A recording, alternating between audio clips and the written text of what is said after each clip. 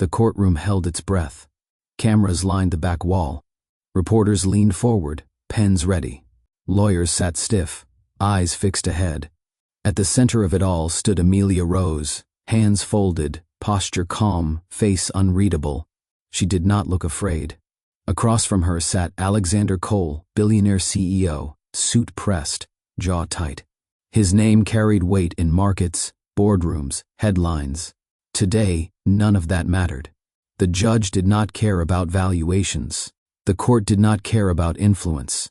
Only two names mattered: Aria, Isla, twins who watched cartoons at home, unaware that their lives were being argued in public by adults who once avoided each other's eyes. Amelia did not speak when the cameras clicked. She had learned long ago that silence held power when noise failed. She let the documents speak.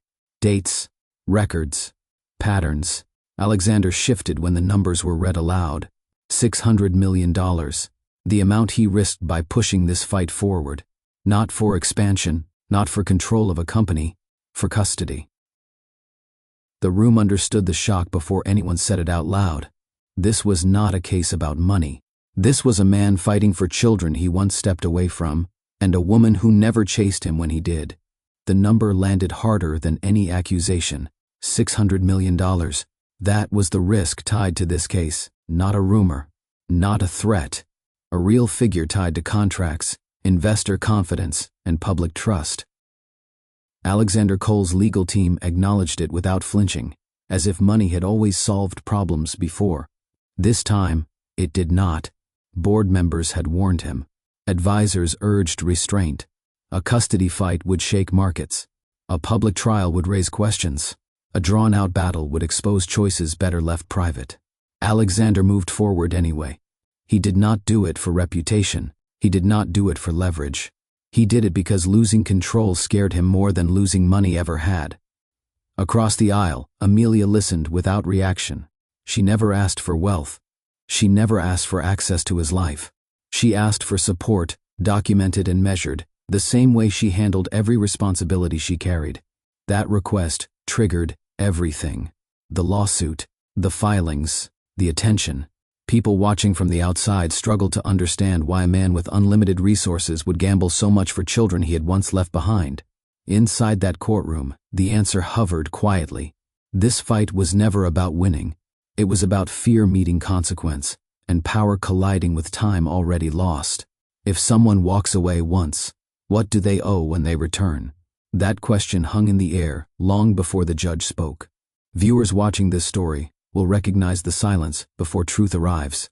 The moment when responsibility shows up late, carrying reasons instead of results. The moment when children exist outside adult comfort.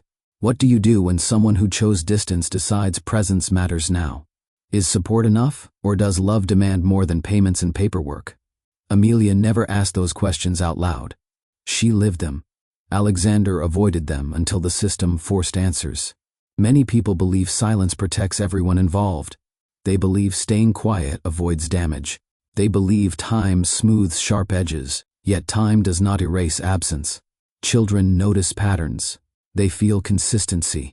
They sense gaps long before adults explain them. This story asks you to look at your own choices. Have you ever delayed responsibility because the timing felt wrong? Have you trusted control more than presence? Have you hoped order would replace effort? The courtroom did not care about intent, it examined patterns. And patterns told a story neither side could rewrite. This case was framed as a legal dispute, yet the real conflict lived elsewhere. Power sat on one side. Presence stood on the other. Alexander built his life on control. Decisions planned, risks calculated, distance managed. In his world, stability came from command. When pressure rose, he tightened his grip. That approach built a company worth billions. It failed his children. Amelia lived by a different code. She believed patterns mattered more than promises. She trusted routines. She trusted follow-through. When life became heavy, she did not demand attention. She created order. The court watched these differences surface without speeches. One parent arrived late to understanding. The other arrived early and stayed. Money entered the conversation often, yet it never solved the core issue. Judges weighed time. They weighed consistency. They weighed who showed up when no one watched. This story does not ask who had more resources. It asks who offered more reliability. Viewers will see a truth many avoid. Wealth amplifies choices. It does not correct them. Authority commands rooms. It does not raise children. The conflict sharpened with every hearing. Power pushed forward. Presence waited, steady and unchanged. Only one of them matched what the twins already knew. The lawsuit looked simple on paper. Child support requested, custody challenged, assets placed at risk. A wealthy man demanding time he once avoided. A woman defending a life she built without him. The truth moved slower. Behind every filing sat months of quiet decisions. Behind every hearing lived years of absence and effort measured in small acts. The twins did not know court dates. They knew who packed lunches, who kept bedtime steady, who stayed when plans collapsed. This story will not rush to judgment. It will show how fear drives choices, how silence teaches lessons, how repair requires patience rather than grand moves. It will show why money failed where presence mattered, and how trust returned through repetition rather than apologies. As you listen, ask yourself one thing. When responsibility arrives late, what does it owe the people who waited? If stories about real choices, real consequences, and real growth matter to you, subscribe now. This channel shares narratives built to challenge habits, not comfort excuses. Stay with this story. I asked for support. I didn't ask for a fight. This isn't about money. This is about my children. The fight for the twins did not begin in court. It began years earlier, when silence felt easier than staying, and the cost had not yet been counted. Amelia Rose learned discipline before comfort. Her childhood never collapsed into chaos, yet it never softened either. Nothing dramatic announced hardship. There were no scenes meant to draw sympathy. There was only restraint, practiced daily, until it became instinct. Her home ran on quiet decisions. Bills were paid on time or rearranged until they were. Meals were planned with care, never excess. Clothing lasted longer than fashion allowed. Waste felt dangerous. Predictability felt safe. Amelia watched adults measure words the same way they measured money. Nothing unnecessary was spoken. Nothing emotional spilled freely. Feelings existed, yet they were managed rather than expressed. She learned early how to sit with discomfort without naming it, how to wait without complaint, how to notice what needed doing without being asked. Strength showed itself through consistency, not volume. Other children learned to ask. Amelia learned to observe. When plans changed, she adapted. When disappointment arrived, she adjusted. She never assumed rescue would follow difficulty. That assumption never entered her thinking. Survival depended on awareness, timing, and preparation. Silence became a tool rather than a burden. It allowed space to think. It prevented waste.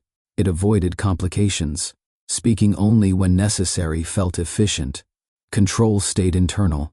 She grew up understanding something many people never learn. Stability does not announce itself. It hides inside routine. It shows up when nothing collapses. Emotion did not disappear in that household. It simply stayed private. Pain did not vanish. It was handled. This upbringing did not harden Amelia. It sharpened her. She developed patience without passivity, strength without aggression, independence without hostility. She learned how to carry responsibility quietly without asking for recognition. By the time she reached adulthood, she did not expect life to feel easy. She expected it to require attention. That expectation shaped everything that followed. It explained why she never chased reassurance, why she never demanded promises, why she trusted patterns over words, why she valued follow-through more than charm. Her foundation was built long before Alexander entered her life. It was built in a home where silence paid bills, restraint kept the lights on, and strength lived in what never needed to be said. Amelia's mother never explained hardship. She organized around it. There were no speeches about sacrifice, no reminders of how much she carried alone. She simply adjusted the household to meet reality and expected the same discipline from her daughter. Structure ruled their lives. Schedules stayed firm. Morning routines did not shift for mood. Work happened whether energy existed or not. Plans changed only when necessary, and even then, alternatives appeared immediately. Order became protection. Amelia watched her mother solve problems quietly. When money ran thin, she rearranged expenses without panic. When work hours stretched, she prepared meals ahead of time. When fatigue set in, she rested without complaint and returned to routine without drama. There was no collapse. This taught Amelia something lasting. Survival did not require noise. It required planning. Her mother did not lean on people. Help invited dependency, and dependency invited disappointment. She relied on systems instead. Lists, calendars, rules. Predictability replaced hope. Affection existed, though it never interrupted structure. Love showed itself through preparation, through packed lunches, through clean uniforms, through warmth held steady rather than spoken.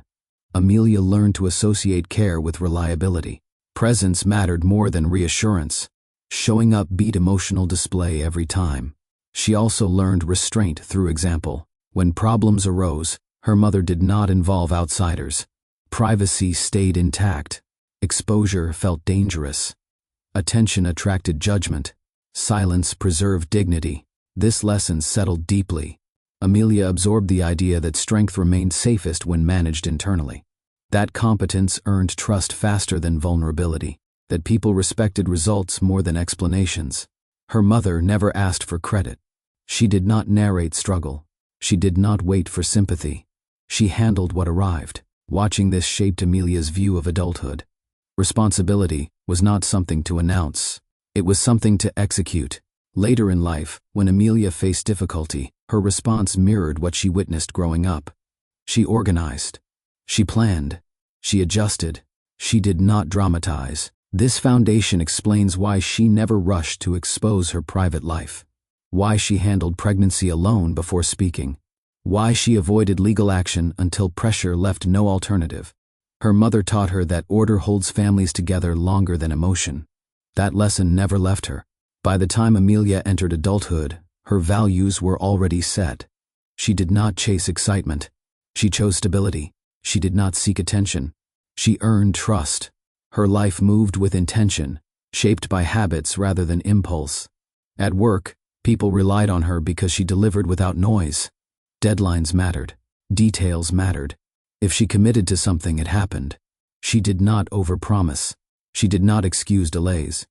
Her word carried weight because she treated it as binding. She avoided chaos instinctively. Conflict drained energy. Drama blurred focus. Emotional scenes solved nothing. When issues appeared, she addressed them calmly or removed herself entirely. This made her easy to overlook and difficult to replace. Amelia never confused calm with weakness. She knew how much discipline it required to remain steady when others reacted. Order kept her grounded. Reliability protected her peace. She planned her days carefully. Work blocks stayed fixed. Rest was scheduled. Finances stayed transparent. Contingencies existed for most outcomes. Life felt manageable when mapped. People mistook her restraint for distance. She did not correct them. Explanation invited debate. Debate wasted time. Relationships followed the same pattern. She valued consistency over intensity, predictability over passion. She paid attention to behavior rather than promises. If someone showed up late, canceled often, or avoided responsibility, she noted it quietly. She did not confront immediately. She observed. This approach shaped how she loved. Amelia gave trust gradually. She invested where effort matched words. She stayed where respect remained mutual. She never raised her voice to be heard. She never competed for attention. If she sensed instability, she prepared for exit long before anyone noticed.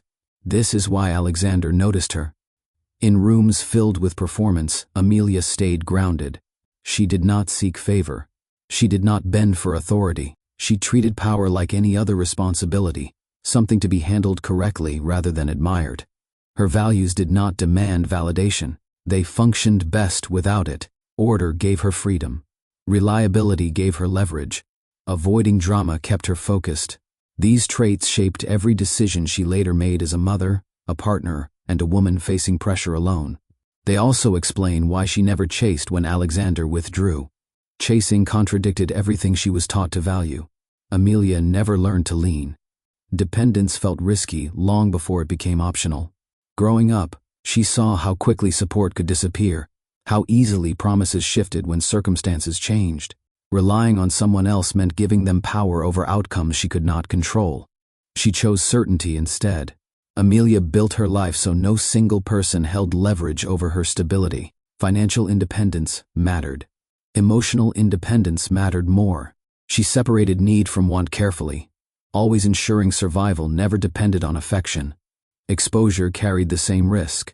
Sharing personal struggle invited opinions. Opinions invited judgment. Judgment complicated solutions. Amelia preferred clarity. Privacy kept decisions clean. She understood something many overlook. Once a story leaves your control, it stops serving you. People reshape it. Motives get questioned. Facts blur. Silence preserves accuracy.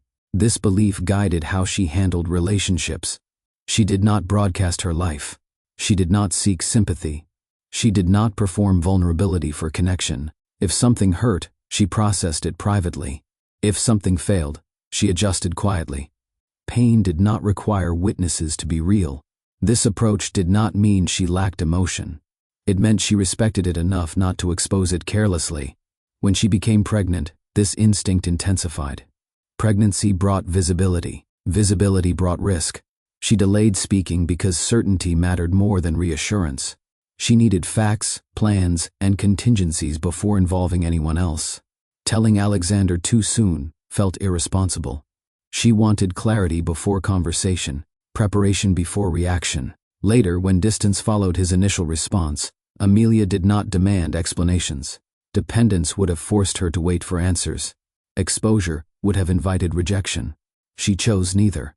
She stepped back without spectacle. She protected herself and her future children from instability she could not manage. Legal action followed the same logic.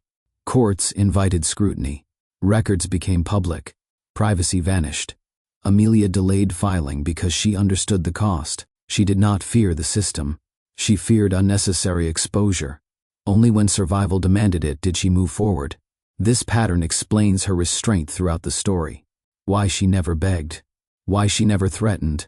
Why she never tried to control Alexander's response. Dependence felt more dangerous than solitude. Exposure felt heavier than struggle. Silence shaped Amelia long before it protected her. She learned early that noise often created more problems than it solved. Complaints invited scrutiny. Explanations invited debate. Emotional appeals invited disappointment. Silence allowed movement without interference. This lesson did not teach her avoidance. It taught her precision. Amelia spoke when action followed. She withheld words when outcomes remained uncertain.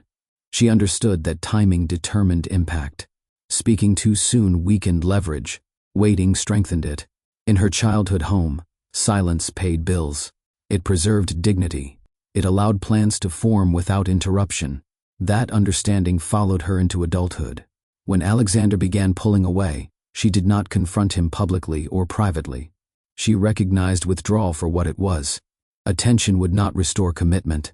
Questions would not create presence. She prepared instead. When she raised her children alone, she did not narrate struggle. She focused on rhythm. Wake times, meals, medical care, bedtime routines. Stability mattered more than explanation. Silence allowed her to parent without distraction. It kept fear from entering the room. It prevented chaos from shaping young minds. Even in court, silence served her. She let records speak. She let consistency show. She trusted patterns to tell the truth more clearly than emotion ever could. This is why Amelia never chased. Chasing required noise. Begging required exposure. Explaining required justification. She owed none of that. Her strength came from alignment between values and action. She lived what she believed. She did not argue for it. This foundation grounded every choice she made. It gave her patience during isolation. It gave her clarity under pressure. It gave her restraint when power pushed against her. Most importantly, it created safety for her children long before love returned. Silence did not erase pain. It organized it. And through that order, Amelia built a life stable enough to withstand attention when it finally arrived. Alexander Cole did not begin as a man insulated by power. Early in his career, ambition moved faster than caution. He trusted speed. He trusted momentum. He believed growth forgave mistakes as long as results followed. For a brief period, that belief seemed right. Then came the stumble. A strategic decision made too openly.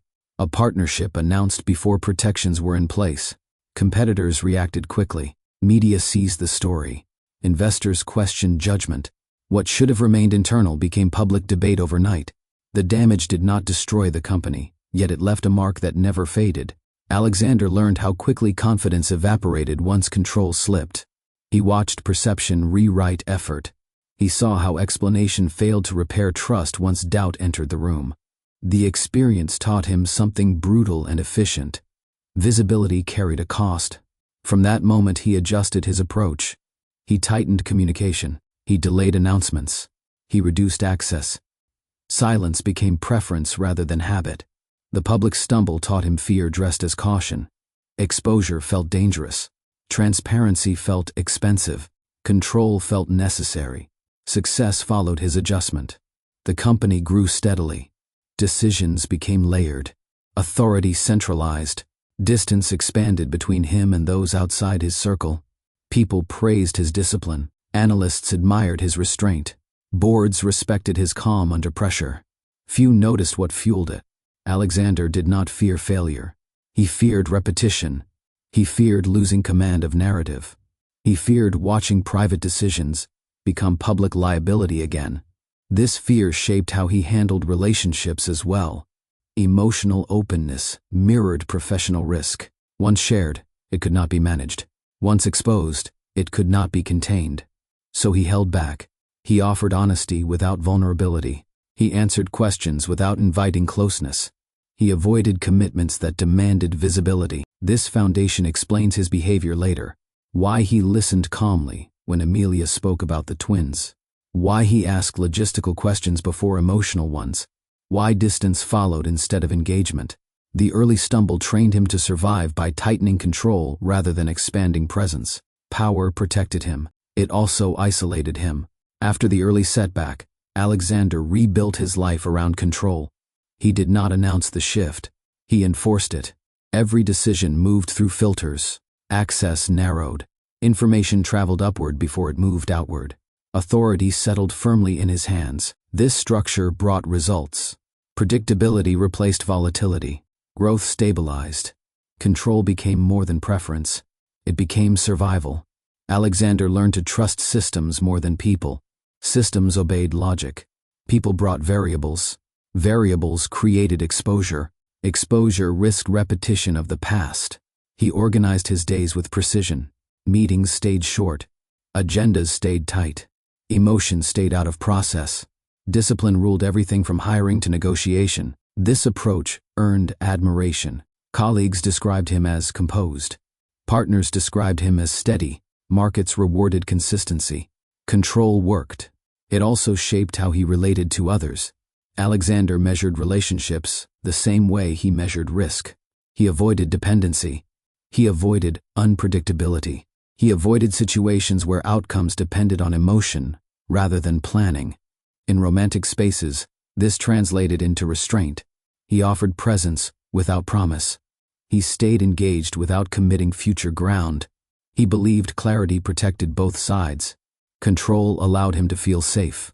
When Amelia entered his life, her reliability fit his structure. She respected boundaries. She delivered without pressure. She never demanded reassurance. Their connection functioned smoothly because it required little emotional exposure. When pregnancy entered the picture, control faced something it could not schedule. Children required flexibility. They demanded availability. They did not wait for readiness. This unsettled him. Alexander defaulted to what had always worked. He asked practical questions. He gathered data. He assessed impact. He delayed emotional response until certainty arrived. Control gave him space. That space created distance. He did not intend harm. He intended containment. He believed stability came from managing variables before acting. What he failed to see was how control, when overused, begins to resemble avoidance. Survival habits do not always translate into care. Alexander had not learned how to loosen control without losing safety. He did not know how to show up without first securing every angle. This flaw followed him quietly until the court forced confrontation. Distance kept Alexander safe. He did not view it as coldness. He saw it as protection. Creating space between himself and others reduced risk. Fewer emotional entanglements meant fewer unpredictable outcomes. After his early career lesson, he stopped letting people close enough to affect decision-making. He remained polite. He remained fair. He remained measured. Yet access stopped at a certain point. Distance became armor. In professional settings, this served him well. He could make difficult calls without hesitation. He avoided favoritism. He kept authority intact. Respect followed. In personal life, the same armor limited him. Alexander avoided deep emotional conversations. He preferred activity to intimacy. Shared schedules felt easier than shared vulnerability. He could be present without being exposed. With Amelia, this distance initially felt comfortable. She did not demand closeness. She did not press for definition. Their connection thrived in quiet consistency rather than emotional intensity. Yet distance revealed itself when stakes changed. Pregnancy closed the space he relied on. The future demanded presence beyond control. Distance no longer protected him from consequence.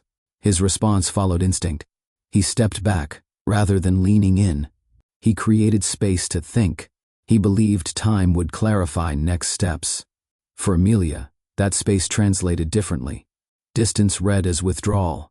Silence read as decision. Alexander did not recognize this gap immediately. He assumed restraint signaled care. He assumed avoiding emotional reaction prevented harm. Distance had shielded him for years. He trusted it without question. The armor cracked when he realized distance does not pause time. It shapes it. By the time he recognized the cost, routines had formed without him. Bonds had grown without his presence. Children learned patterns he did not help create. Distance protected him from discomfort. It also removed him from moments that never return. This realization came slowly, then all at once, inside a courtroom where distance offered no advantage. Silence served Alexander long before it cost him. After his early public mistake, he learned how words could escape control once released. Statements invited interpretation. Interpretation invited speculation. Speculation invited pressure. Silence prevented all three. He began to speak only when outcomes were certain. He limited commentary. He avoided emotional language. He let results replace explanation. This strategy built confidence around him. People trusted what they could measure. Numbers spoke clearly. Silence kept focus on performance rather than personality. In business, silence worked. In relationships, it created gaps. Alexander believed silence avoided damage. He assumed restraint signaled maturity. He thought withholding emotion protected everyone involved from regret. When Amelia told him about the twins, his instinct followed habit. He listened. He asked logistical questions. He stayed composed. He did not react impulsively. Silence gave him space to think. He failed to recognize how silence felt to someone waiting. Days passed. Messages shortened. Meetings replaced calls. He did not announce withdrawal. He did not explain delay. He assumed silence communicated care through caution. For Amelia, silence carried different meaning. It signaled absence. It closed doors without argument. It forced preparation rather than conversation. Alexander did not intend to disappear. He intended to stabilize. This disconnect defined the conflict. Silence protected Alexander from emotional exposure. It also denied Amelia clarity. Without words, she filled the gap with action. Later, in court, silence stopped serving him. Judges required answers.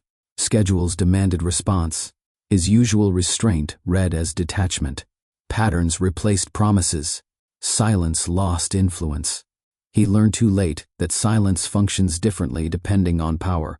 When someone with authority stays quiet, others must move. Alexander used silence to control outcomes. Amelia used silence to survive them. That difference shaped everything that followed. Alexander often described his restraint as discipline. To him, Discipline meant control, timing, and precision. It meant delaying response until certainty existed. It meant choosing logic over impulse. He believed this approach kept mistakes from repeating. What he did not acknowledge was the fear beneath it. Vulnerability felt dangerous. Once exposed, it could not be managed. Emotion introduced unpredictability. Unpredictability threatened control. Control preserved safety. So he trained himself to appear disciplined. He stayed calm in moments that required reassurance. He analyzed situations that needed presence. He delayed commitment under the belief that caution protected everyone involved. This worked in business. It failed in family life. Children did not require perfect decisions. They required consistency. They required availability. They required response. Alexander's discipline kept him composed. It also kept him distant. By the time the court entered his life, discipline no longer shielded him. Judges asked for patterns. Social workers observed behavior. Structure replaced authority. He realized something unsettling. Vulnerability did not weaken credibility. Avoiding it did. Showing up mattered more than managing risk.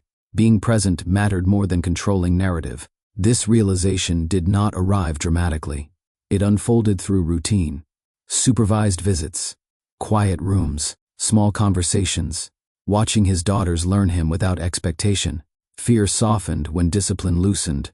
Alexander began to understand the contrast between his life and Amelia's. Both relied on restraint. Both avoided exposure. Both valued structure. The difference lay in motivation. Amelia used restraint to protect stability. Alexander used it to avoid risk. One built safety. The other delayed it. This flaw did not make him irredeemable. It made him human.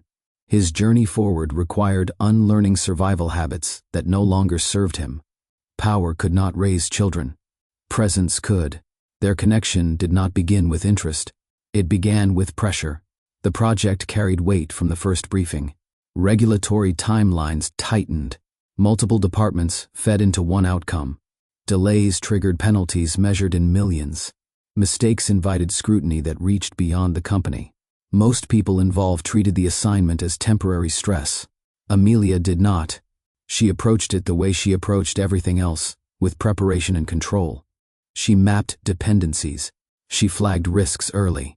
She adjusted workflows before problems surfaced. Nothing about her process felt dramatic.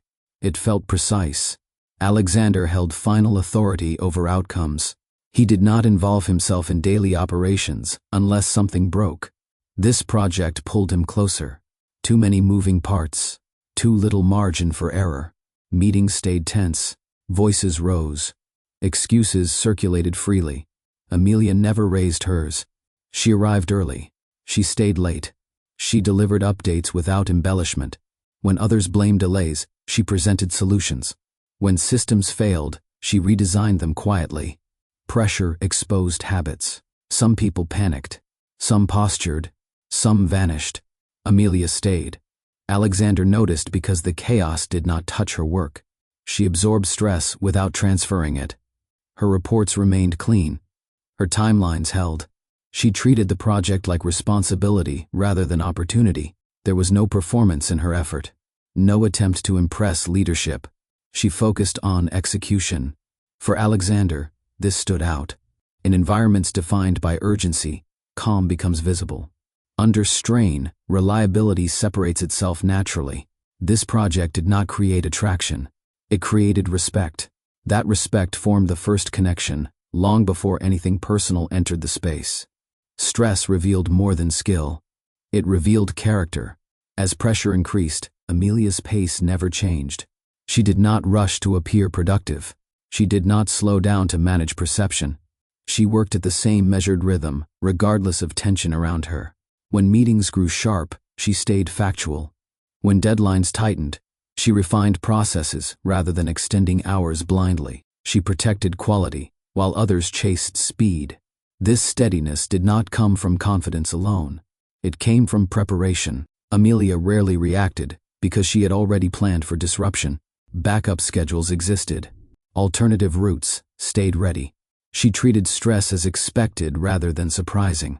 Colleagues leaned on her without realizing it. They waited for her updates before making decisions. They trusted her numbers over speculation. Her presence grounded the room. Alexander watched this unfold over weeks.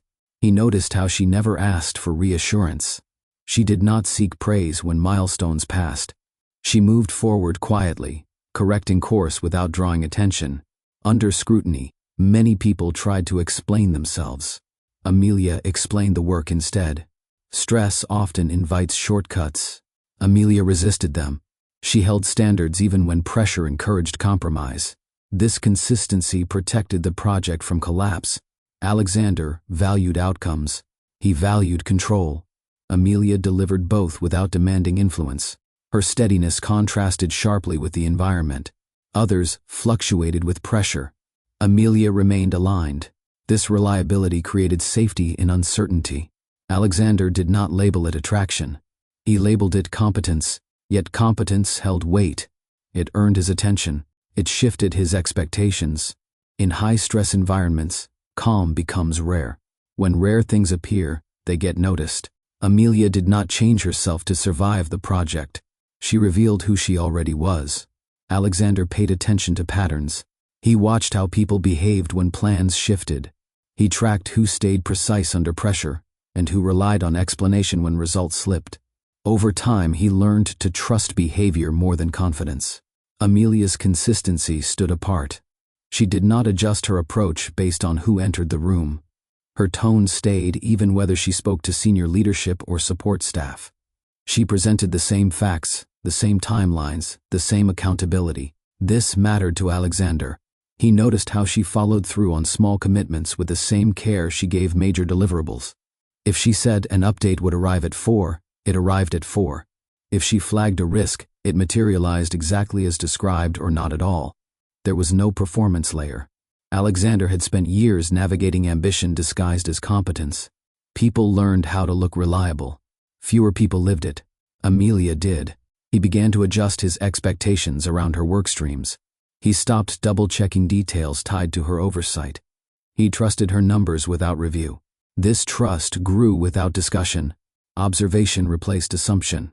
He also noticed what she did not do. She did not seek private meetings. She did not position herself strategically. She did not leverage proximity for influence. She stayed within her role, yet expanded its impact through execution. This restraint aligned with Alexander's values. Control without noise. Authority without spectacle. Consistency reduced risk. Over time, he found himself asking for her input earlier in the process. Not because she demanded it, but because her perspective prevented correction later. Trust built quietly. It did not require conversation. It required repetition.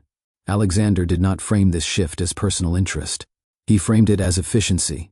Yet, efficiency has a way of building familiarity. Familiarity builds comfort. Comfort creates space. Without realizing it, Alexander had begun to rely on Amelia. Reliance marked the turning point. Respect arrived before anything else. Neither of them entered the situation looking for connection.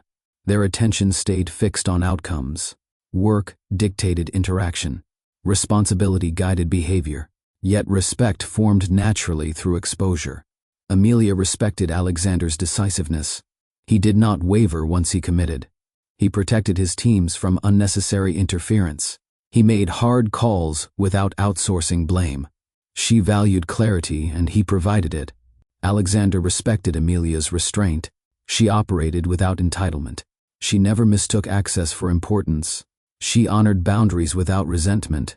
This balance created a clean working relationship. They spoke directly. Conversations stayed purposeful. There was no posturing, no testing, no subtext. Over time, their exchanges grew easier. They anticipated each other's priorities. She prepared information the way he preferred to receive it. He gave direction with her process in mind. This efficiency felt rare. Attraction did not spark in a moment. It grew in the space created by trust. Mutual respect removed tension. Tension replaced anxiety with ease. They shared the same rhythm. Both valued preparation. Both avoided spectacle. Both preferred consistency over intensity. The absence of friction created comfort. Comfort allowed attention to linger longer than necessary. Glances held a second longer. Conversations extended slightly beyond agenda. Neither acknowledged it. They did not chase this shift. They did not define it. They let it exist without pressure. Respect anchored everything. Attraction followed quietly, without announcement. This foundation mattered later. It explained why their connection never felt reckless, why it moved slowly, why it remained grounded even as personal lines blurred. What grew between them did not disrupt their work. It strengthened it. Late nights arrived without discussion. Deadlines compressed. Reviews stacked. Decisions required follow-up after regular hours. The building emptied, yet their work continued. Silence filled the office differently at night. Without interruptions, focus deepened. Screens glowed. Coffee cooled untouched. Pages turned slowly. Amelia worked the same way she always did. Organized, methodical, unrushed. She did not complain about the hours. She did not seek acknowledgement for staying late. Alexander noticed the absence of tension. They worked in parallel more than together. Separate desks. Shared goals. Occasional questions passed quietly across the room. Clarifications stayed brief. Agreement followed quickly. These nights stripped interaction down to essentials. There was no performance for others. No audience. No hierarchy pressing in. Only work that needed completion. In that space, familiarity grew. Alexander observed how Amelia handled fatigue. She did not lose precision. She did not cut corners. She adjusted pace without sacrificing quality. Amelia observed how Alexander managed pressure when no one watched. He did not dominate. He did not micromanage. He trusted her process completely. This mutual focus built comfort. They shared silence without awkwardness. Time passed without awareness. The clock mattered less than completion. Occasionally, they exchanged brief comments unrelated to work. Practical observations. Neutral humor. Nothing personal enough to require response. These moments mattered because they were unforced. Shared focus created alignment. Alignment created ease. Ease allowed attention to settle without demand. Neither acknowledged the shift. Neither labeled it. They returned to work. Yet something changed. They had learned how to exist in the same space without effort. That understanding laid groundwork deeper than words. Nothing between them required pursuit. Amelia did not angle for attention. She did not linger after meetings. She did not adjust tone to invite interest. Her focus stayed on deliverables. When work ended, she left without looking back. Alexander noticed because he was used to the opposite. Power often attracted performance. Compliments arrived disguised as feedback. Interest arrived disguised as availability. Amelia offered neither. She treated him the same way she treated everyone else involved in the project. Direct, prepared, unaffected by title. This absence of flattery removed pressure. Alexander did not feel managed.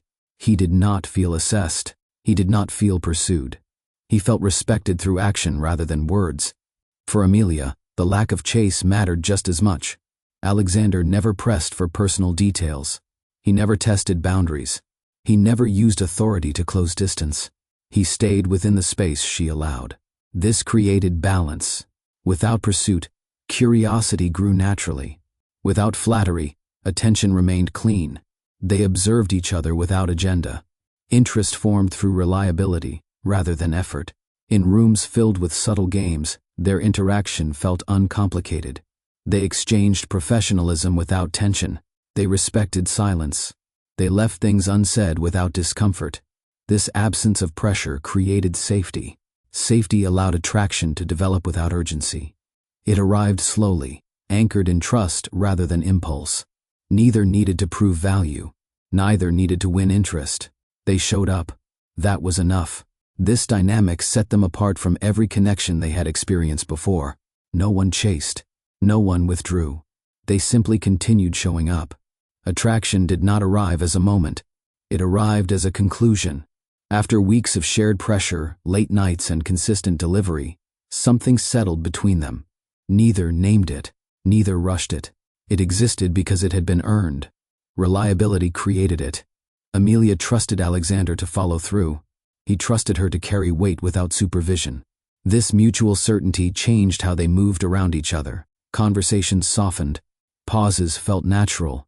Silence felt shared rather than empty. They noticed small things. The way work improved when the other was present. The ease of alignment. The absence of friction. This attraction felt different because it did not demand anything. It did not pull attention away from responsibility. It strengthened focus. It did not distract from work. It improved execution. They respected each other before they felt drawn to each other. That order mattered. When they finally acknowledged the shift, it felt familiar rather than sudden. It felt stable. It felt safe. No one chased the feeling. No one tested it. They allowed it to exist within the structure already built. This is how trust grows when romance stays quiet. Before we continue, pause here. If you believe trust outlasts chemistry, like this video. If you believe reliability builds deeper connection than attraction alone, comment your thoughts. If this story reflects real-life choices, share it with someone who understands. What grew between Amelia and Alexander was not dramatic. It was dependable. And that made all the difference when life later demanded more than interest. Their relationship did not arrive with declarations. It settled in quietly, shaped by schedules rather than intention. They saw each other between responsibilities, never around them. Time appeared in narrow spaces, early dinners that ended on time, weekends interrupted by work, weeks where messages replaced presence. Neither complained. They dated carefully, almost cautiously. Plans stayed flexible. Expectations stayed unspoken. If one of them had to cancel, the other adjusted without offense. No one demanded priority. No one tested importance. Distance lived naturally inside their rhythm. Alexander traveled often. Amelia stayed anchored to her work. Their time together felt intentional because it was limited. When they met, attention stayed focused. When they separated, life continued without disruption. This arrangement suited them both, for different reasons. For Alexander, distance preserved control. He could stay engaged without reshaping his future. He could enjoy connection without risking momentum. Gaps gave him room to think, to recalibrate, to avoid pressure. For Amelia, distance felt familiar. She had never measured closeness by frequency. She valued consistency over availability. As long as behavior stayed steady, she accepted space. They never argued about time. They never negotiated access. They never questioned the gaps. Yet the distance carried weight. It created pauses where assumptions formed quietly. It allowed silence to speak when words did not. Amelia noticed how often she adapted. Alexander noticed how rarely he was asked to. Their dating lacked drama. No tension announced itself. No conflict demanded resolution. From the outside, it looked balanced. Inside, an imbalance began to take shape, subtle and slow. The audience senses it here, long before it breaks. Something meaningful had formed. Something undefined had too much room to drift.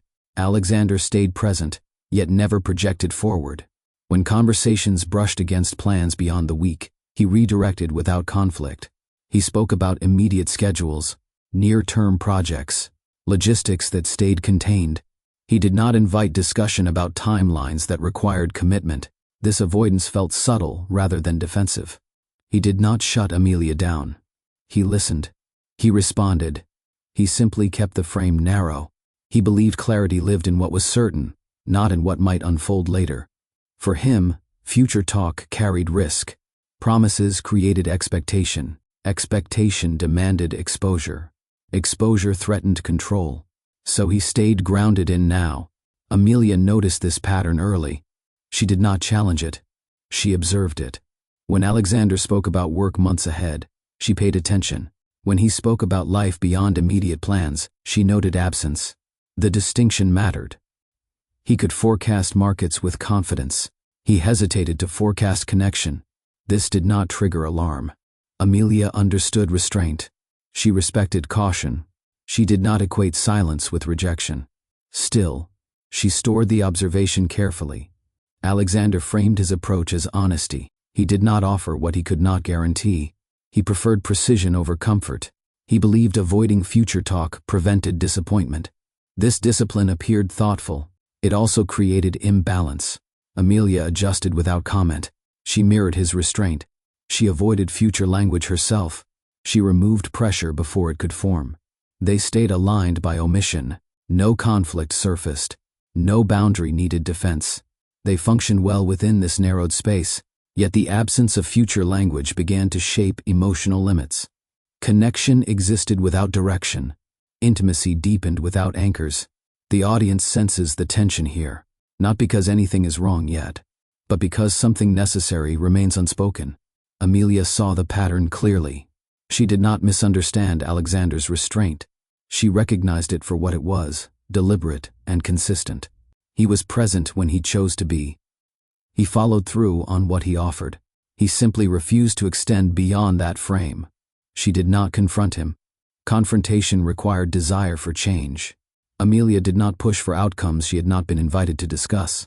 She believed pressure distorted truth. Silence preserved it. So she watched. She noted how Alexander listened attentively yet redirected conversations that leaned toward permanence. She noticed how he showed care through action rather than reassurance.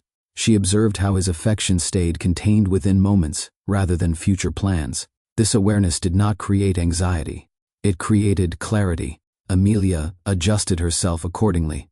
She matched his boundaries without resentment.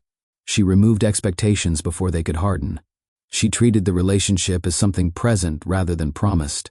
Her silence was not passive. It was protective. She understood that speaking too soon invited dismissal. Waiting revealed patterns. Patterns told her what words never would.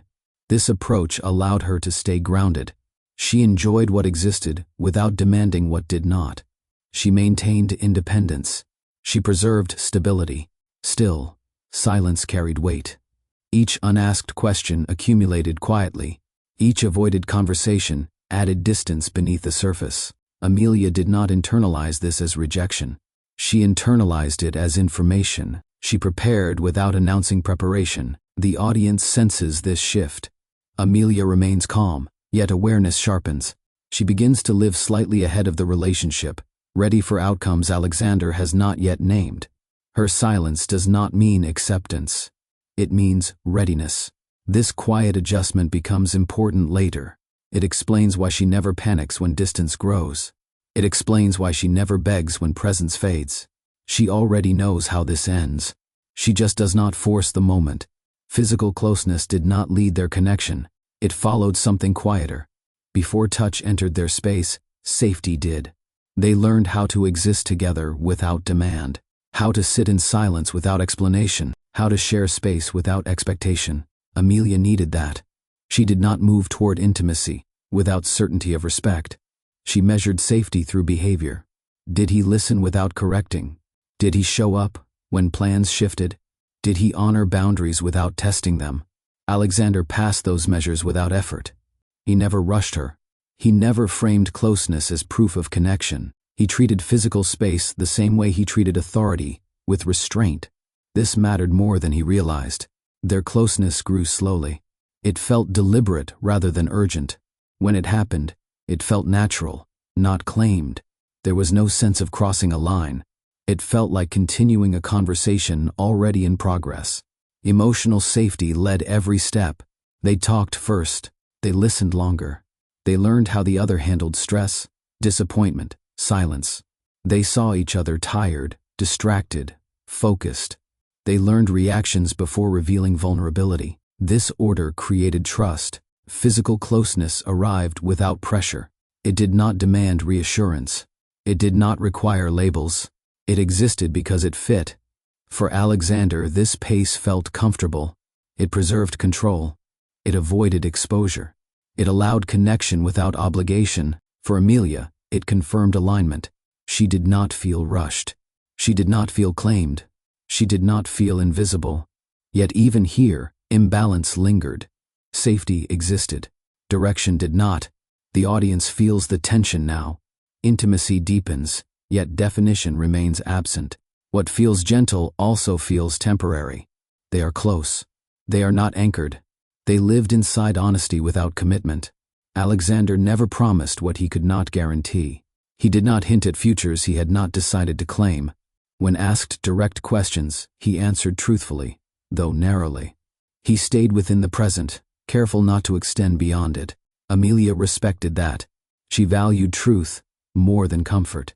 She preferred clear limits to vague hope. If Alexander avoided future talk, he did so openly. He did not mislead. He did not disguise restraint as certainty. This mattered. There were no declarations meant to soothe, no language designed to hold her in place, no gestures aimed at securing loyalty without responsibility. At the same time, there were no lies. When Alexander was present, he was fully present. When he traveled, he said so plainly. When work intervened, he explained without excuse. He did not disappear without reason. Amelia mirrored this clarity. She did not pretend to need less than she felt. She did not claim detachment she did not possess. She simply stayed within the boundaries he set. Their honesty created calm. It also created limits. Without promises, there was no shared direction. Without lies, there was no false security. They lived in a space that felt real, yet incomplete. This balance required effort. Amelia carried awareness quietly. She enjoyed what existed without asking it to become more. She accepted presence without demanding permanence. Alexander accepted closeness without planning beyond it. Neither felt deceived. Yet something essential remained missing. The audience senses the weight here. Honesty keeps them together. Absence of promise keeps them apart. This arrangement holds until life introduces stakes honesty alone cannot manage. What existed between them never needed naming to be felt. Love lived in the ordinary moments. In how Alexander remembered details Amelia never repeated. In how Amelia adjusted her schedule without announcing it. In how silence between them felt settled rather than strained. They never called it love. They did not need to. Care showed itself through reliability, through respect, through how neither tried to change the other. They accepted what existed without pressure to define it. For Alexander, leaving love unnamed preserved control. Naming things gave them weight. Weight demanded responsibility. He believed keeping it unspoken protected both of them from disappointment. For Amelia, the absence of labels did not erase feeling. It clarified reality. She experienced what was offered without projecting what was not. Love felt present because it showed up consistently. It did not disappear during inconvenience. It did not require performance. It existed quietly, like everything else they built together. Yet unnamed love carries risk. Without definition, it lacks defense. Without acknowledgement, it can be dismissed. Without direction, it drifts. The audience senses the imbalance clearly now. Alexander believes presence is enough. Amelia knows presence without commitment has limits. Neither argues. Neither demands. Neither breaks the silence. This quiet agreement holds until life introduces a moment silence cannot manage. Love exists. It simply stands without protection. And when circumstances change, love without labels becomes vulnerable to distance, fear, and choices made alone. This is where the fracture begins. Not with betrayal, with avoidance. The confirmation arrived without ceremony. Amelia sat alone in a small exam room, hands folded over paperwork she barely read. The visit had been routine. A check. A formality. She expected one answer and planned accordingly. The screen changed everything. The technician paused longer than necessary, adjusted the angle, focused again, then spoke gently, without drama, without warning. There were 2 heartbeats. Not louder, not faster, simply there, steady, separate, real. Amelia did not cry. She did not gasp. Her body stayed still while her mind recalibrated. Plans she had not yet finalized shifted instantly. Timelines doubled. Responsibility expanded. The room felt quiet, though nothing had changed. She listened as details followed. Measurements, due dates, next steps. Her attention stayed sharp. She asked questions calmly. She absorbed information without reaction. Inside, everything reorganized. 2 children meant structure mattered more than ever. Stability moved from preference to necessity. There would be no room for uncertainty, no margin for chaos. When the appointment ended, Amelia walked out alone. She did not call anyone. She did not sit in her car. She drove home on familiar streets, hands steady on the wheel. The world continued normally. Traffic moved. People walked past her, without knowing anything had shifted. 2 heartbeats now existed because of her. That fact settled slowly, heavily, without fear and without comfort. She understood something immediately. Nothing about this would be dramatic. Everything about it would be permanent. Amelia did not share the news right away. She returned to routine as if nothing had changed, because routine was how she thought best. Mornings stayed scheduled. Work continued. Meals followed plan.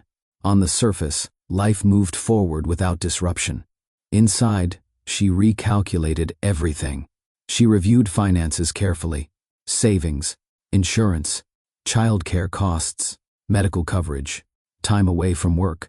Every decision required adjustment now that responsibility had doubled. She did not romanticize the situation. There was no moment of fantasy or fear spiraling out of control. She approached pregnancy the same way she approached pressure, with preparation. At night, she lay awake longer than usual.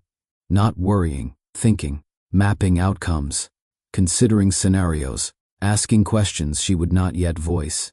What would stability look like with 2 children? What would independence require? What would support mean if it came with conditions? She did not assume Alexander's response. She refused to predict it. Hope felt dangerous when clarity mattered more. Processing alone felt natural to her. She had learned long ago that clarity arrived faster in silence. Outside voices complicated truth. Privacy allowed honesty. She noticed changes in her body and adjusted quietly. Rested when needed. Ate with intention. Attended follow-up appointments alone. Each choice reinforced something she already knew. This was hers to manage first. Today she decided to tell Alexander would require readiness, not emotion. She wanted facts settled before conversation. She wanted confidence before vulnerability. 2 lives now depended on her judgment. Amelia would not speak until she could stand firmly behind every word. Amelia chose the moment carefully. She did not wait for the perfect setting. She waited for stability inside herself. Once plans felt clear and options mapped, she reached out. Not urgently, not emotionally, directly. They met in a quiet space, neutral and familiar. No audience, no interruption. She wanted the information to land cleanly, without pressure. She told him plainly. There were 2 children. She watched his face closely, not searching for reassurance but for understanding. She did not soften the news. She did not dramatize it. She spoke with the same composure she used at work when stakes were high. Alexander listened without interruption. He did not raise his voice. He did not question timing. He did not react visibly. His expression stayed controlled, measured, thoughtful. That calm mattered to Amelia. It told her he heard the facts. It did not yet tell her what he would do with them. She explained what she knew: due dates, medical details, what the doctors had shared so far. She did not ask for decisions. She did not outline expectations. She simply informed him. When she finished, she waited. Alexander responded with questions. Practical ones. Health, security, logistics. He asked how she felt physically. He asked what support she had in place. He took notes mentally, already assessing impact. There was no denial, no conflict, no dismissal. There was also no emotional response. The absence registered quietly. Amelia did not fill the space. She allowed silence to stand. She knew better than to rush clarity that had not yet formed. She left that meeting with information exchanged and outcomes still unknown. That uncertainty felt heavier than fear. Alexander processed the news the way he processed risk. He asked for clarity before reaction. He focused on what could be measured. He treated the situation like a complex problem that required structure rather than emotion. His questions followed a sequence. He asked about medical care first, the doctors involved, the schedule ahead, possible complications. He asked about safety and privacy, how visible the situation might become, what protections existed. He asked about logistics, housing, travel, time away from work. He asked what support Amelia already had and what gaps she anticipated.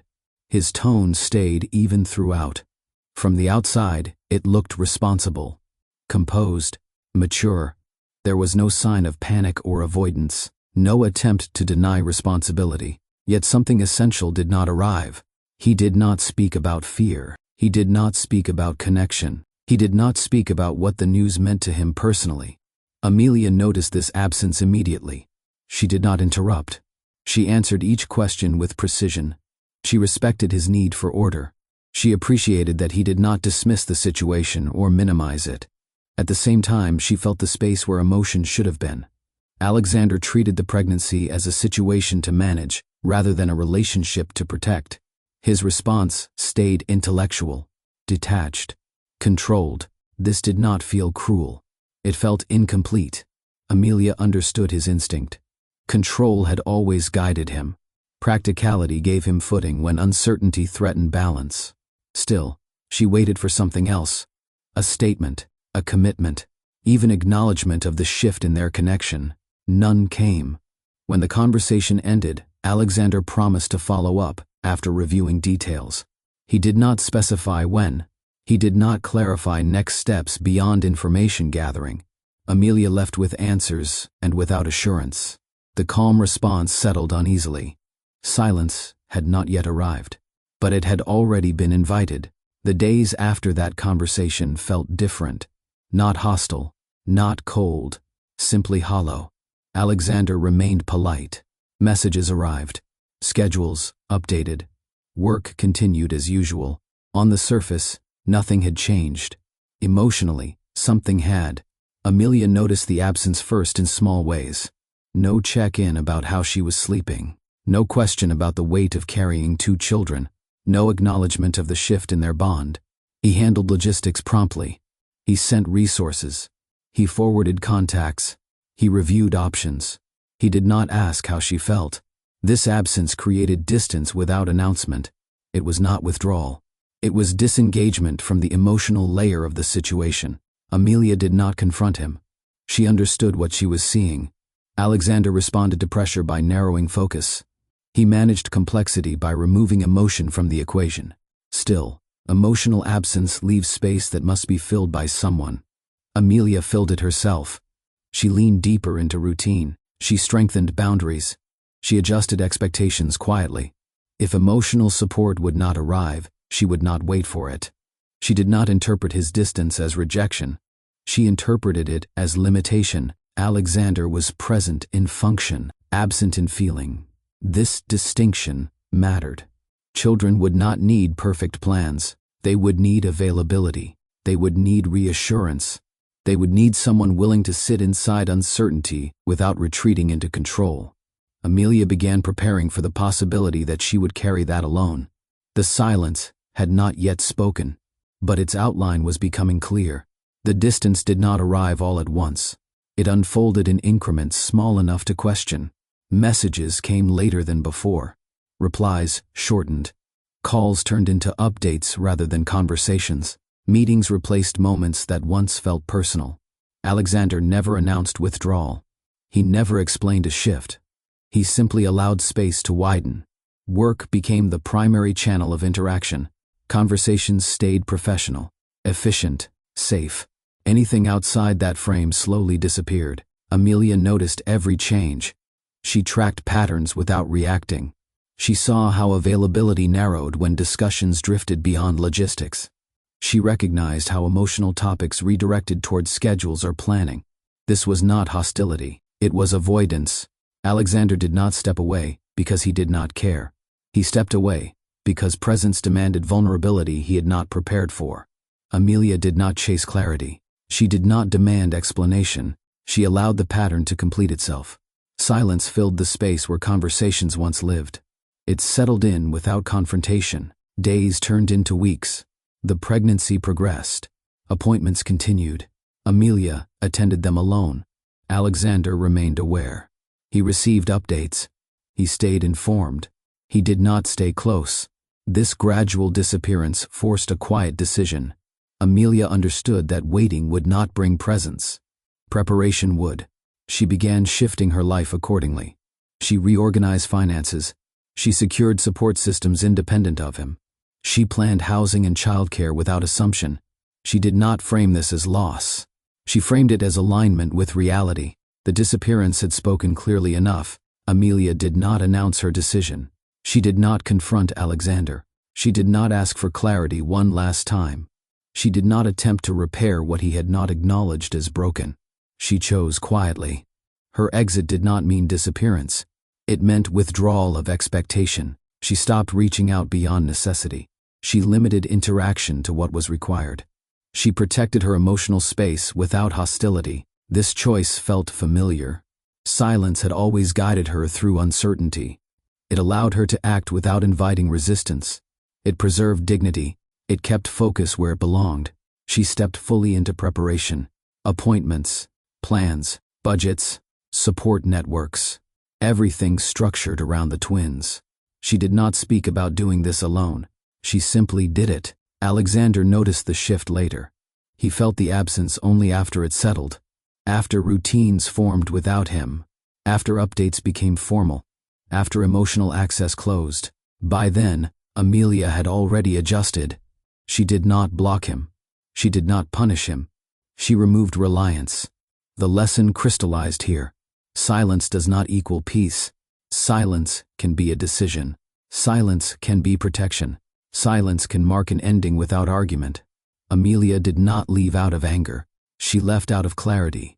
And in choosing quiet exit, she created stability for her children, long before love had a chance to return. Amelia built structure before exhaustion had a chance to set in. From the first weeks, she organized life around rhythm. Wake times stayed consistent. Feeding schedules stayed predictable. Medical appointments stayed logged and prepared for days ahead. She treated routine as protection rather than restriction. The twins arrived into order. Mornings began early and moved steadily. She prepared bottles the night before. Clothes were laid out in sequence. Diapers stocked without last-minute runs. Nothing relied on urgency. Everything relied on preparation. Sleep mattered. Not abundance, but predictability. Amelia adjusted her own rest around the twins rather than resisting it. She learned their signals quickly. She responded before distress escalated. Calm followed consistency. Days flowed with quiet intention. She tracked milestones carefully. Weight, feeding patterns, sleep cycles. Not obsessively, but attentively. Information allowed adjustment. Adjustment prevented crisis. Amelia did not narrate her effort. She did not frame routine as sacrifice. It was simply necessary. She returned to work gradually, arranging schedules that allowed presence without disruption. Freelance projects fit between naps. Deadlines aligned with childcare support she had already secured. Nothing felt heroic. It felt managed. This early structure shaped the environment the twins knew. Their days followed patterns. Their needs were anticipated. They rarely experienced panic because Amelia rarely introduced it. Routine anchored them. In the quiet repetition of daily care, Amelia found steadiness, not ease, not comfort. Steadiness. This foundation mattered later. It showed how she handled pressure without collapsing. It explained why she never sought spectacle. It revealed how strength can exist without noise. Early routines were not about control. They were about safety. As months passed, differences surfaced gently. Arya adapted quickly. She settled into routine with ease. Sleep came faster. Transitions bothered her less. She observed quietly, content to follow the rhythm Amelia set. Isla watched longer. She studied faces. She paused before sleep. She needed reassurance before settling. Where Arya accepted pattern, Isla examined it. Amelia noticed without comparison. She responded to each child as an individual. She adjusted soothing techniques. She learned which cues belonged to which twin. She never forced sameness for convenience. Structure allowed flexibility. Mornings revealed personality clearly. Arya greeted the day calmly, content to lie still, until Amelia lifted her. Isla reached out first, alert and searching. One trusted the environment, the other tested it. Neither felt neglected. Amelia provided what each needed without labeling traits as difficulty or ease. She understood that personality did not require correction. It required recognition. This attention mattered. The twins learned early that response followed expression. Needs were met without urgency. Comfort arrived without delay. Their environment felt predictable and responsive. Amelia spoke to them softly, even before words mattered. She explained transitions. She announced changes. She believed clarity reduced anxiety, even in infancy. Their bond formed through shared space and mirrored routines. They reached for each other instinctively. They slept better together than apart. Watching them grow strengthened Amelia's resolve. These children did not need spectacle. They needed consistency. They did not need abundance. They needed presence. Their emerging personalities confirmed what Amelia already believed. Stability does not flatten individuality. It allows it to grow safely. Pressure did not arrive suddenly. It crept in through margins. Medical costs increased steadily. Childcare expenses shifted from occasional to fixed. Work hours narrowed as the twins' needs grew more complex. Freelance income fluctuated without warning. Amelia adjusted quietly. She reviewed budgets monthly, cut what was unnecessary, delayed what was optional. She tracked spending with the same discipline she applied to schedules. Numbers mattered because stability depended on them. There was no panic. There was calculation. She took on additional projects when energy allowed. She declined work that disrupted routine too severely. Income mattered, but presence mattered more. She refused to trade predictability for short-term relief. Savings thinned gradually. Amelia noticed before crisis appeared. She prepared contingencies. Backup plans layered on top of each other. She secured emergency childcare. She renegotiated contracts. She shifted expenses rather than eliminating essentials. Pressure tested her values. She could have sought visibility, shared her situation, asked for help publicly. She did not. Exposure created obligation. Obligation invited dependence. Dependence risked instability. So she carried the weight internally. There were nights she recalculated the same numbers repeatedly, not out of fear, but out of responsibility. She refused to let uncertainty reach the twins. They remained unaffected by the strain. Their needs were met. Their routines held. Their environment stayed calm. This mattered more than comfort. Financial pressure shaped Amelia's restraint later. It explained her patience. It explained her hesitation to involve systems that brought scrutiny and loss of control. She did not delay legal action because she feared it. She delayed because stability still existed. As long as she could hold it together quietly, she would. Amelia never turned her life into a statement. She did not post updates designed to invite sympathy. She did not frame her situation as proof of strength. She did not explain herself to people who were not responsible for her stability. Spectacle felt unsafe. Attention invited questions. Questions invited judgment. Judgment complicated decisions that required clarity. Amelia preferred to move without commentary. When acquaintances noticed the twins and asked where their father was, she answered briefly. She did not defend. She did not correct assumptions. She redirected the conversation back to neutral ground. Her focus stayed on outcomes, not perception. She understood how quickly stories lose accuracy once shared widely. She refused to let her children become part of a narrative shaped by outsiders. Their lives were not lessons for public consumption. Even when pressure increased, she avoided dramatizing it. She did not frame long days as sacrifice. She did not announce exhaustion. She adjusted quietly and moved on. This refusal protected her energy. It also protected the twins. They grew in an environment free from adult commentary about hardship. They did not hear stress spoken aloud. They did not sense instability through tone or expression. Amelia kept her composure because children absorb what adults carry. Spectacle might have brought temporary relief. It also would have introduced chaos. Amelia chose restraint instead. This choice shaped how others perceived her. Some assumed she was fine. Some assumed support existed elsewhere. She did not correct either belief. Her strength lived in what she did, not what she explained. Later, when legal action entered her life, this habit of privacy mattered. It explained why she moved carefully, why she documented everything, why she avoided escalation until necessary. Refusing spectacle was not denial. It was strategy.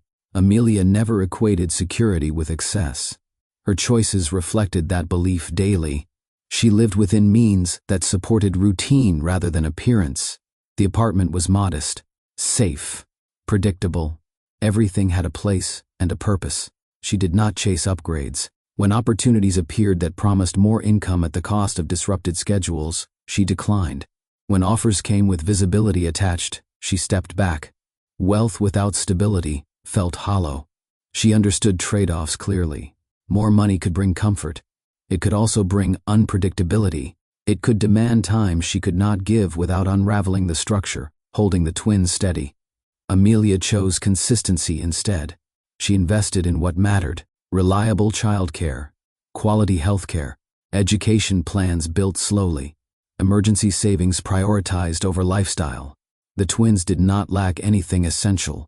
They had clean space, regular meals, consistent care, calm transitions. Amelia believed these mattered more than abundance. She watched other families chase markers of success while managing chaos privately. She refused that exchange. Her children would not grow up measuring worth through comparison. They would grow up trusting routine. This philosophy guided her decisions when pressure mounted. She did not reach for resources that compromised control. She did not seek support that arrived with strings attached. Wealth could fluctuate. Stability required discipline. Later, when legal options became unavoidable, this value system shaped her approach. She did not move out of desperation. She moved when stability genuinely faced risk. Until then, she preserved what worked. Choosing stability over wealth did not make life easy. It made it manageable. The twins thrived because nothing around them felt uncertain. They woke to familiar voices. They ate at predictable times. They slept in the same environment every night. Transitions came with warning. Changes arrived gradually. Pattern created trust. Arya settled easily into new phases. She adapted to routines with confidence. She slept through the night early. She explored her surroundings without fear. Isla remained more watchful. She needed reassurance before change. Amelia provided it consistently. She spoke softly. She maintained eye contact. She stayed present during transitions. Both children responded to the same structure in different ways. This confirmed something Amelia already believed. Stability does not erase personality. It supports it. The twins learned early that their needs would be met. They cried less because response came quickly. They explored more because safety surrounded them. This environment explained Amelia's patience. As long as stability held, she delayed legal action. Courts introduced uncertainty. Schedules became controlled by others. Privacy dissolved. Patterns risked disruption. Amelia avoided that as long as possible. She understood that involvement would change everything. Timelines would shift. Decisions would move outside her control. Children would sense stress even if adults tried to hide it. So she waited. Not because she feared confrontation, because stability still existed. Only when pressure threatened the structure she built did she consider escalation. Until then, the twins thrived. This success validated her approach. Strength did not require spectacle. Care did not require excess. Stability did not require explanation. It required consistency. And as long as consistency remained intact, Amelia protected it above all else. The wall did not announce itself. It formed slowly, built from small pressures stacking without relief. Medical costs rose again. Childcare hours expanded. Freelance work tightened under shifting contracts. Margins disappeared. Amelia noticed before collapse arrived. She reviewed her accounts carefully, line by line. The math no longer bent. What once required adjustment now required decision. Stability, the structure she had protected for years, faced risk for the first time. This mattered, not because money defined safety, but because unpredictability threatened routine. Missed payments created stress. Stress leaked into schedules. Schedules shaped the twins' sense of security. Amelia refused that outcome. She explored options quietly. She renegotiated contracts. She delayed non-essential expenses. She cut further without touching what anchored the twins' days. Still, the numbers closed in. This was the difference between strain and threat. Strain could be managed internally. Threat required action beyond habit. Amelia sat with the reality, without panic. She did not frame it as failure. She framed it as timing. She had delayed legal action because stability existed. That condition no longer held. The wall forced clarity. She considered the cost of filing carefully. Privacy would vanish. Control would loosen. Patterns would face disruption, yet inaction now carried greater risk. The twins came first. Amelia prepared documentation methodically, records organized, expenses logged, timelines verified. She did not rush. She ensured accuracy because precision protected her children more than speed. There was no anger driving this decision. There was resolve. She did not seek leverage. She sought balance. Support meant shared responsibility, not punishment. This moment mattered because it marked a shift in Amelia's approach. Silence had preserved stability until now. Silence could no longer solve the problem. The wall required engagement. Amelia did not hesitate once the decision settled. She moved calmly, deliberately, and without drama. Everything changed because necessity demanded it, not because emotion pushed her there. Amelia treated the filing like every other responsibility she carried. She did not rush to a lawyer in panic. She scheduled consultations. She asked direct questions. She evaluated processes the way she evaluated systems at work. Which steps created delay? Which steps protected routine? Which steps reduced disruption for the twins? Once she chose counsel, she prepared thoroughly. Documents were complete before submission. Expenses categorized clearly. Medical records current. Childcare costs verified. There was no guesswork. No emotional framing. Only facts aligned in sequence. Amelia understood something crucial. If she entered the system, clarity mattered more than volume. Accuracy mattered more than urgency. She refused to appear reactive. The filing itself was quiet. No announcement, no warning, no attempt to soften impact.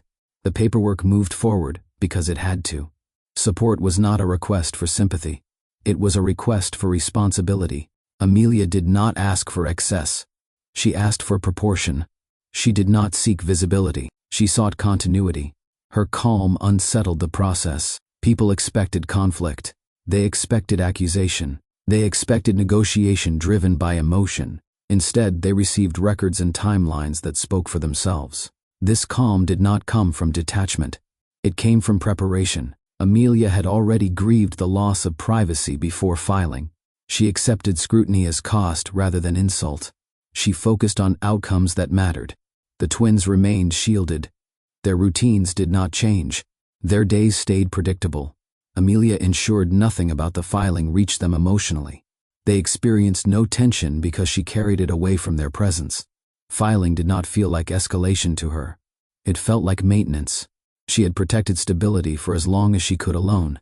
Now stability required shared responsibility. The system existed for that purpose, and she used it without apology. Amelia did not frame the filing as confrontation. She framed it as correction. Once submitted, she returned to routine. Work continued. Parenting continued. Life continued. She did not wait for response. She waited for process. Alexander did not learn through a private call. He learned through noise. A notice reached his office before it reached his phone. Legal flagged it. Communications asked questions. Advisors requested clarity. The filing moved through channels that did not wait for personal context. By the time Alexander saw the document, others already had. The timing mattered.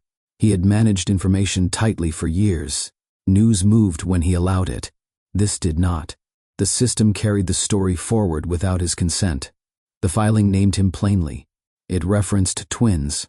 It outlined costs. It established responsibility. It did not accuse. It did not explain. It stated facts. Alexander felt the loss of control immediately. He did not respond with anger. He responded with urgency. Meetings assembled quickly. Calendars shifted. The matter moved from personal to public within hours. Questions followed. Why now? Why public? Why had this not been handled privately? Alexander did not have clean answers. He had expected silence to hold. He had assumed distance preserved order. He believed issues could remain contained until he chose to address them. The filing corrected that belief. He recognized how quickly narratives form once paperwork exists. Speculation filled gaps. People drew conclusions without context. His name appeared beside words he had never prepared to see attached to it. He requested details immediately, asked for timelines, sought explanations. wanted to understand how the situation reached this point without his involvement. The truth unsettled him. Amelia had not acted impulsively. She had acted methodically. The filing reflected preparation rather than reaction. This challenged his assumptions. He realized something important. Silence had not paused time. It had allowed events to move forward without him. The public nature of the filing forced him into visibility he had avoided. He could no longer manage the situation quietly. He could no longer rely on restraint to control outcome. Power felt different here. It did not protect him. It exposed him. Once the filing surfaced, speed replaced deliberation. Alexander's legal team mobilized immediately. Calendars cleared. Conference rooms filled. Documents circulated with urgency that left no room for reflection. Strategy replaced conversation. This was familiar territory for him. In business, rapid response protected position. Delay created vulnerability. Lawyers existed to regain control when systems moved beyond preference. They assessed exposure first, jurisdiction, timelines, financial impact, reputational risk. Every angle received attention. Personal context came later. Advisors framed the situation as threat management. They spoke in terms of leverage, containment, and positioning. The focus stayed on minimizing fallout rather than understanding origin. Alexander listened, absorbing the shift. He authorized action without hesitation. Motions prepared. Filings drafted. Responses scheduled. The process accelerated faster than emotion could follow. This pace created distance from the human side of the situation. The twins became line items. Schedules turned into exhibits. Conversations translated into legal language stripped of tone and intention. Alexander allowed this because structure felt safer than uncertainty. He believed swift action restored order. He believed control returned through precision. The lawyers did what they were trained to do. They protected interests. They prepared defenses. They anticipated escalation. What they did not do was pause to consider impact.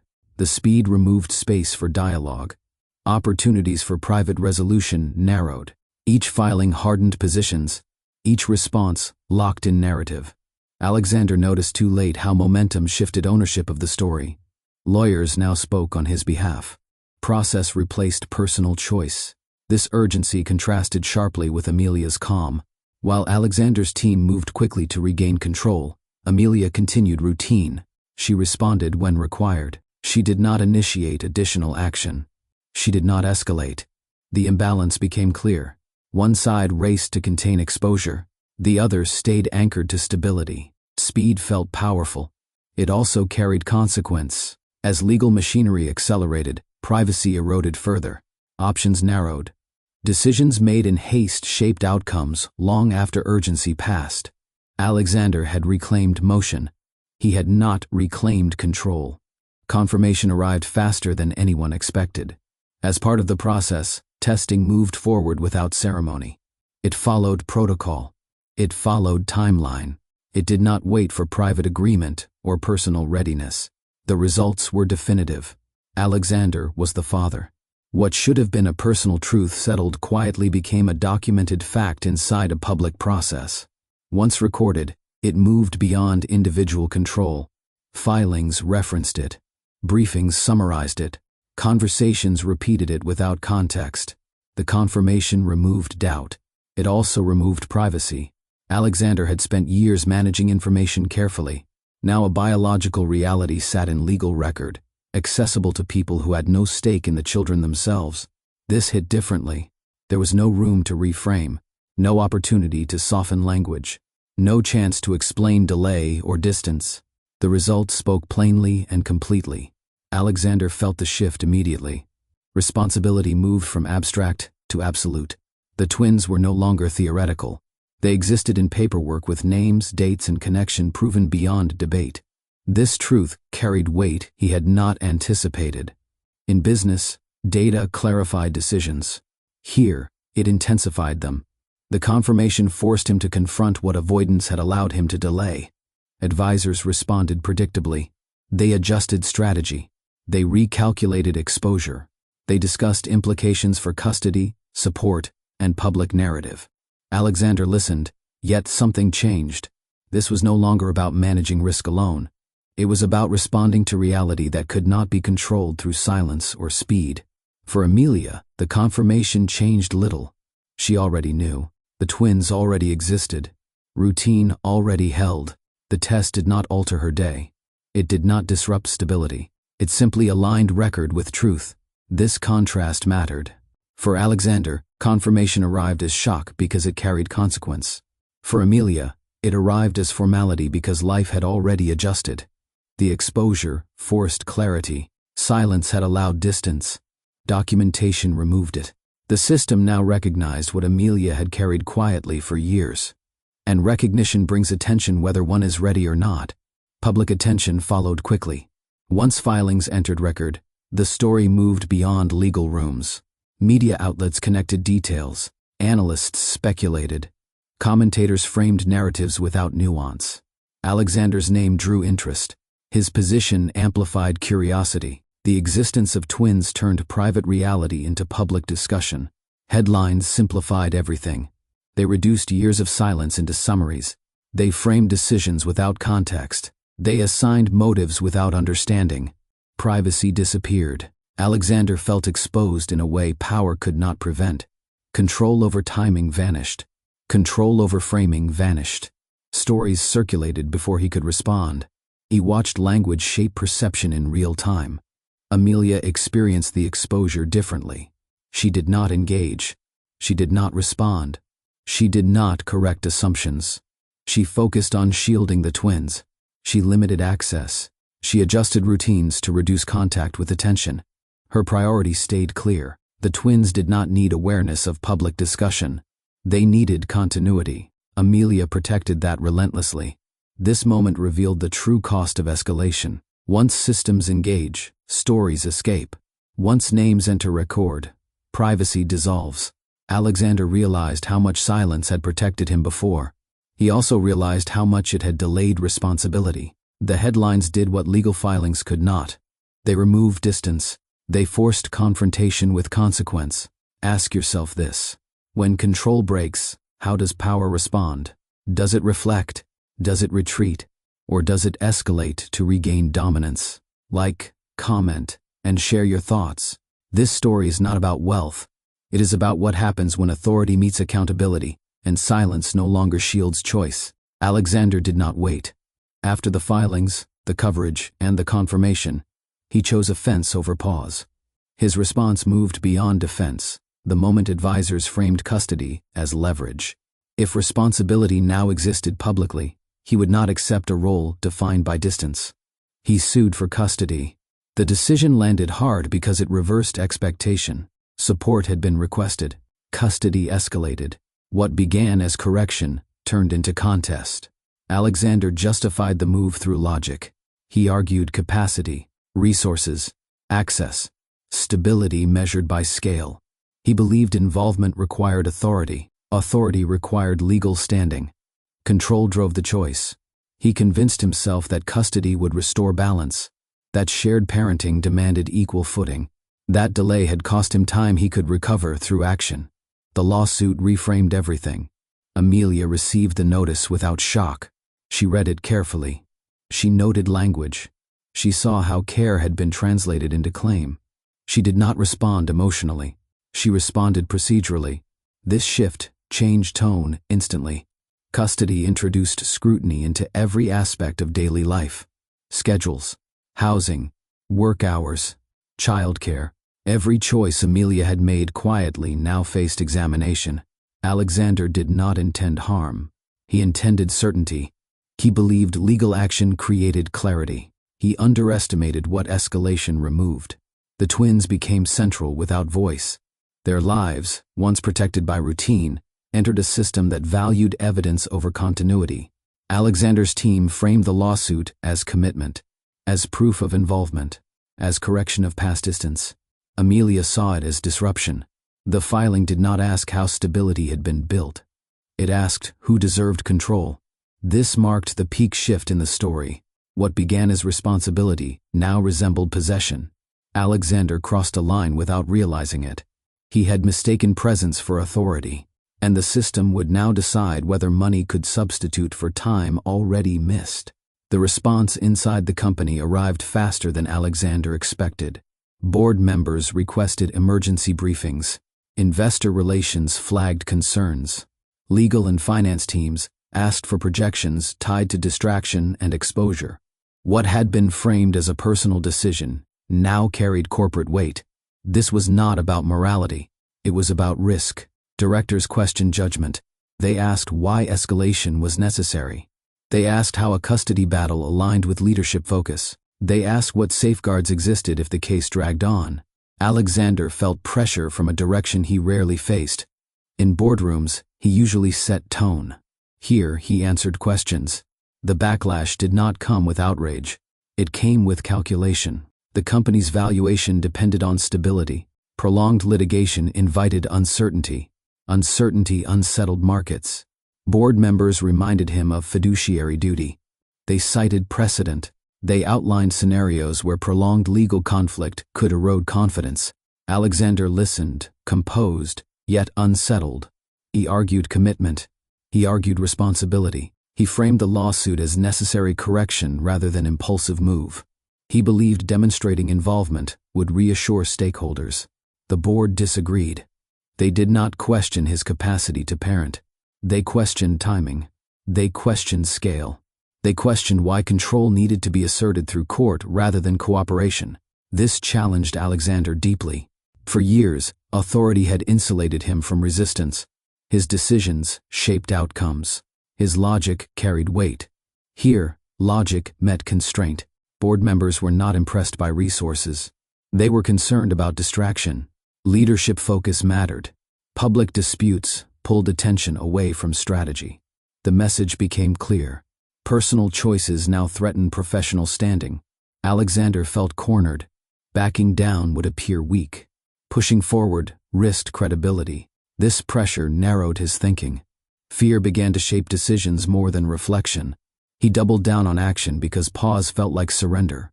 The backlash did not stop the lawsuit. It raised the stakes. The cost of this fight expanded beyond family. It now threatened identity, authority, and position. Alexander had entered a battle where control no longer belonged to him alone.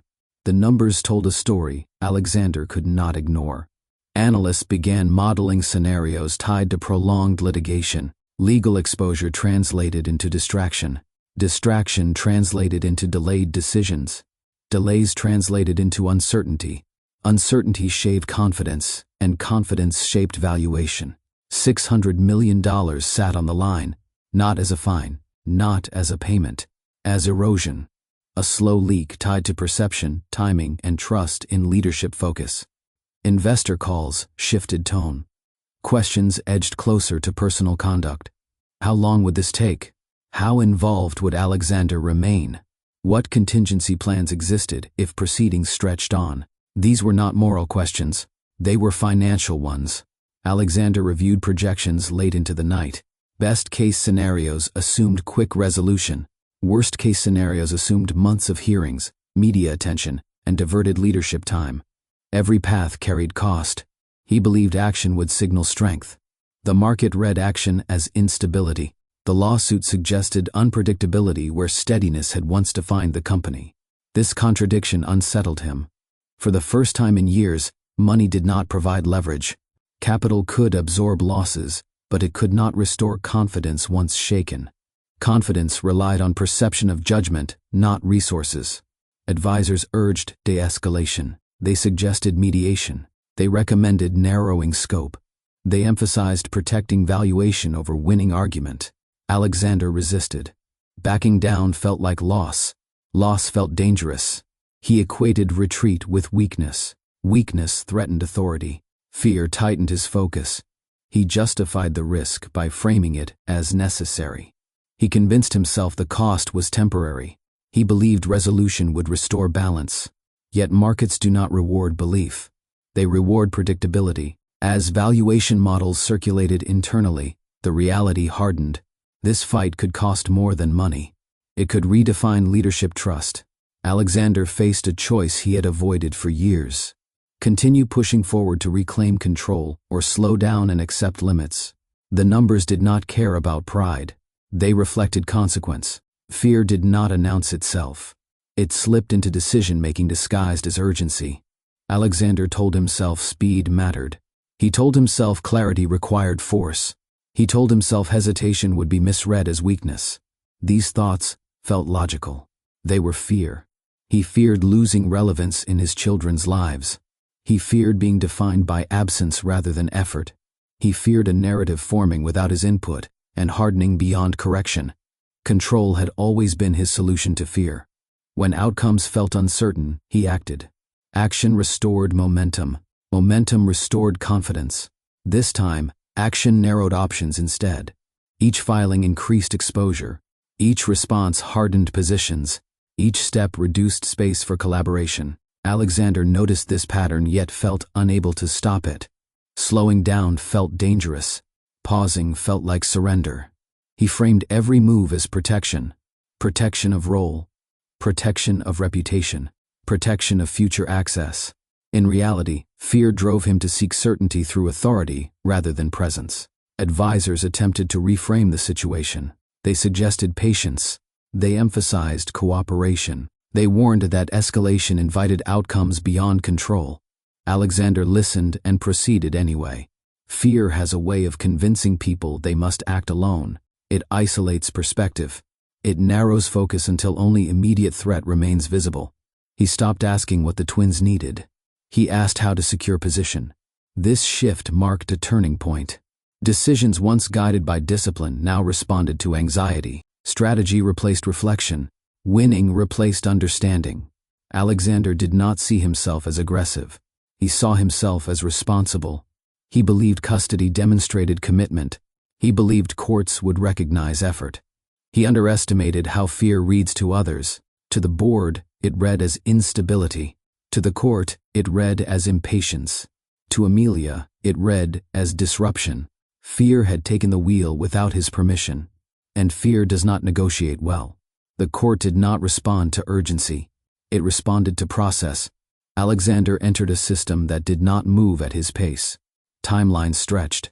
Hearings scheduled weeks apart. Decisions followed procedure rather than authority. This felt unfamiliar. In business, speed rewarded decisiveness. In court, speed raised concern. Judges valued patience. They valued consistency. They valued patterns observed over time. Alexander's resources did not change this. Legal teams could prepare. They could argue. They could file motions. They could not accelerate judgment. Power slowed at the courthouse door. Alexander felt the shift immediately. He could not compel outcome. He could not direct process. He had to wait. Waiting unsettled him. Each delay allowed scrutiny to deepen. Evaluations extended into daily life. Schedules examined. Travel questioned. Availability measured. The court focused on stability rather than capacity. It asked who provided routine, who attended appointments, who managed transitions. Money mattered less than presence. This recalibration challenged Alexander's assumptions. He believed access and resources defined readiness. The court prioritized continuity and familiarity. Judges asked about the twins' daily lives. Who woke them? Who put them to sleep? Who knew their cues? Who stayed when routines broke? Alexander answered honestly. He realized how much he did not know. This awareness cut deeper than resistance. It exposed the cost of delay more clearly than any headline. The court did not accuse. It observed. Observation carried weight. Alexander felt the limits of authority for the first time in years. Control did not translate into outcome. Influence did not override process. He began to understand the key message unfolding. Money stops working when trust becomes the measure. The ruling arrived without drama. After review, observation, and extended evaluation, the court issued its decision. Alexander would have access. It would be supervised. The words landed heavier than any financial loss. Supervision did not mean punishment. It meant assessment. It meant time mattered more than title. It meant familiarity had to be built before authority could be exercised. Alexander accepted the order calmly. Inside, something shifted. Supervised visits stripped away performance. There were no negotiations, No leverage, no ability to direct outcome, only presence within defined limits. The rooms were neutral, toys arranged deliberately, time measured precisely. Observers watched without commentary. Alexander showed up on time. He did not argue conditions. He did not posture. He focused on the twins. Arya responded first. She engaged quickly. She accepted interaction with ease. Her trust reflected familiarity with routine rather than novelty. Isla stayed close to Amelia initially. She watched. She observed. She needed reassurance before stepping forward. Alexander noticed. This moment mattered more than any ruling. He saw the result of time missed. He felt the weight of absence without accusation. The court did not need to explain it. The twins told the story through behavior. Money did nothing here. It could not shorten observation. It could not replace familiarity. It could not accelerate trust. Each visit became instruction. Alexander learned how presence builds slowly, how patience matters, how control disrupts more than it helps. The $600 million risk remained real. The board still watched. The market still speculated. None of that mattered in the room. What mattered was consistency. Supervised visits did not diminish Alexander. They recalibrated him. This was the moment power lost priority and responsibility gained clarity. Money stopped working. Presence began. Alexander began arriving early. Not once. Not occasionally. Every time. He adjusted his schedule without announcement. Meetings moved. Flights shifted. Calendars cleared. He did not explain these changes to anyone. He simply made them. Arrival became the point.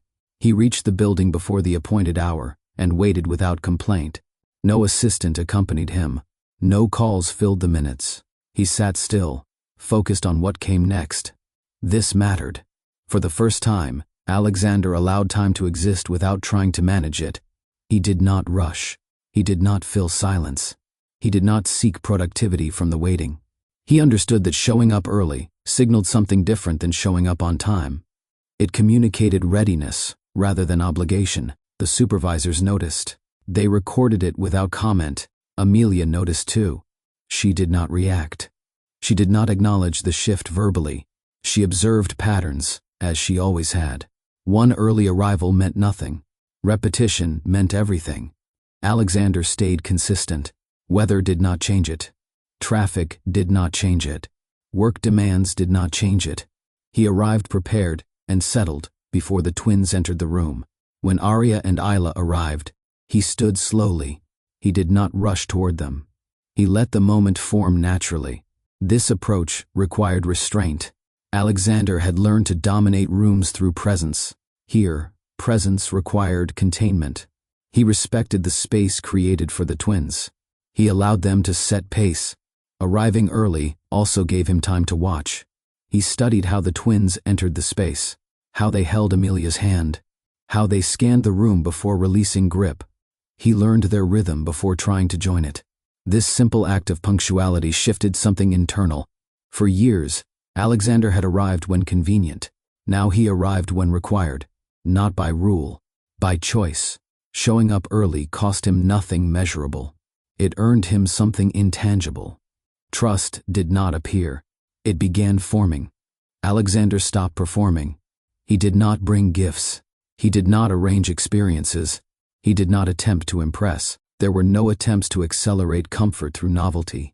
He understood something essential. Gestures distracted from presence. The supervised setting removed opportunity for spectacle. Alexander leaned into that constraint rather than resisting it. He came empty-handed and attentive. He knelt when appropriate. He sat when invited.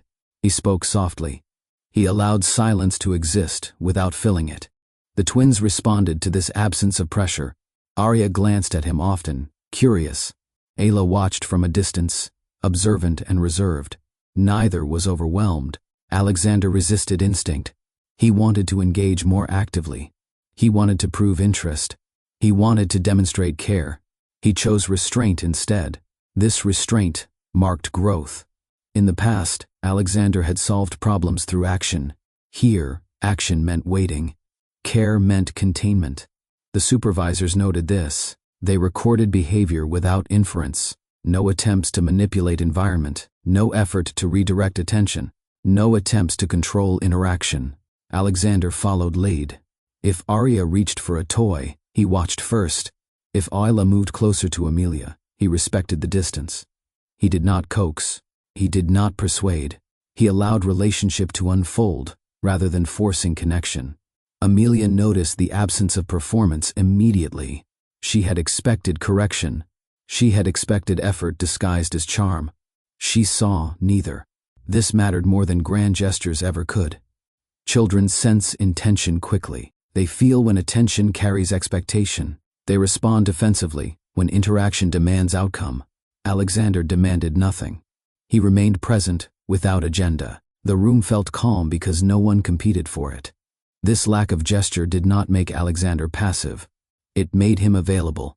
Pressure never entered the room. Alexander did not ask the twins to acknowledge him. He did not ask for hugs. He did not ask questions designed to accelerate familiarity. He allowed each visit to stand on its own. This choice required discipline. He felt moments where silence stretched longer than comfort allowed. He felt instinct urge him to speak. He resisted. He understood that pressure created compliance, not trust. So he waited. If Arya spoke, he listened fully. If Isla stayed quiet, he accepted it. He responded without attempting to shape behavior. This approach shifted the energy of each visit. There was no countdown, no goal, no expectation to meet a standard by the end of the hour. Time passed without demand. Alexander began to understand the difference between effort and pressure. Effort stayed internal. Pressure pushed outward. He invested effort quietly. Attention sharpened. Observation deepened. He learned what calmed Arya. He learned what unsettled Isla. He adjusted without comment. Pressure never arrived because he did not bring it. Amelia noticed how this affected the twins. They remained relaxed. They did not cling. They did not withdraw.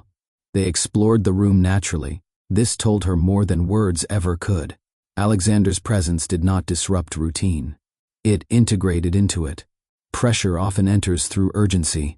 Alexander removed urgency entirely. He showed up without expectation of outcome. Trust responds to patience. Arya responded before anyone anticipated. It began with proximity. She sat closer during play. She looked toward Alexander when something amused her. She included him without invitation. Alexander noticed and adjusted carefully. He did not celebrate the shift. He did not amplify it. He accepted it quietly. Arya's comfort grew because it was not spotlighted. She handed him a toy once. He accepted it gently. He did not initiate play. He followed her lead. This mattered. Children test safety through small exchanges. Arya tested consistency. She watched response. She evaluated tone. Alexander remained steady. Her trust reflected familiarity with routine rather than novelty. She responded to predictability. She sensed reliability. Amelia observed closely. Arya's warmth did not alarm her. It reassured her. It indicated comfort, not confusion. Alexander respected the boundary this created. He did not assume equal readiness from Isla. He did not generalize Arya's comfort across both children. He treated each child individually. This reinforced safety. Arya's openness built gradually. It did not leap. It did not accelerate. She smiled more often. She stayed longer. Alexander mirrored pace without commentary. Trust arrived because nothing pushed it forward. Isla remained observant. She stayed close to Amelia. She watched Alexander from a distance. She studied movement, tone, and reaction before engaging. Alexander noticed and adjusted. He did not attempt to draw her out. He did not frame her caution as resistance. He respected it. He spoke when necessary. He stayed quiet when not. He allowed Isla to watch without feeling noticed. This patience mattered. Isla tested safety through consistency over time. She needed repetition before response. She required proof rather than assurance. Alexander provided that. He showed up the same way each visit. He arrived early. He remained calm. He followed routine. He did not change behavior to provoke response. Slowly, Isla shifted position. She moved closer to the play area. She remained near Amelia but angled toward Alexander. She listened more than she spoke. These changes were subtle. Alexander did not react. Amelia noticed everything. She understood Isla's caution because she shared it. Trust did not arrive through declaration. It arrived through pattern. Isla's extended observation did not signal rejection.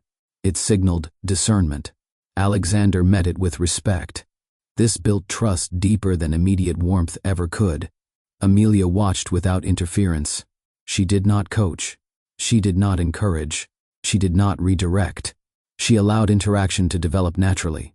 Her attention stayed on consistency. Alexander arrived early every time. He stayed present without pressure. He left without prolonging departure. He respected boundaries consistently. Patterns emerged. No grand moments. No declarations. No emotional scenes. Just repetition. Amelia valued this more than apology. She had learned long ago that words fade. Patterns endure. Alexander did not ask for forgiveness.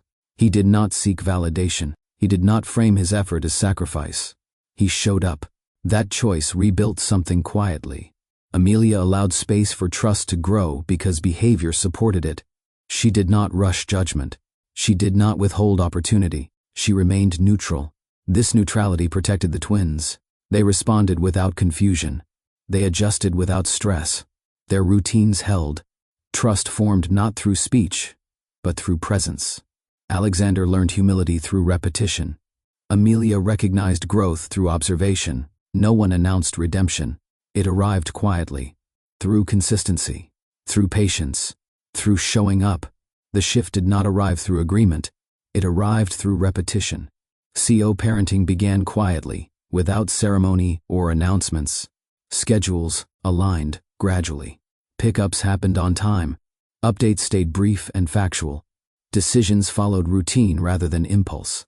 Amelia and Alexander learned each other's patterns again, this time as parents rather than partners. They did not debate roles. They observed what worked. Amelia kept mornings steady. Alexander took responsibility for evenings when permitted. Medical appointments were shared. School preparation followed checklist rather than conversation. Rhythm replaced negotiation. They communicated through clarity, times, locations, needs. No interpretation required. No emotional subtext hidden beneath logistics. This structure protected the twins. Arya adapted quickly. She moved between spaces without confusion because expectations stayed consistent. Isla adjusted more slowly, watching transitions carefully. Each successful exchange eased her caution. Alexander respected the rhythm. He did not attempt to alter it for convenience. He did not request exceptions. He followed what existed. Amelia noticed.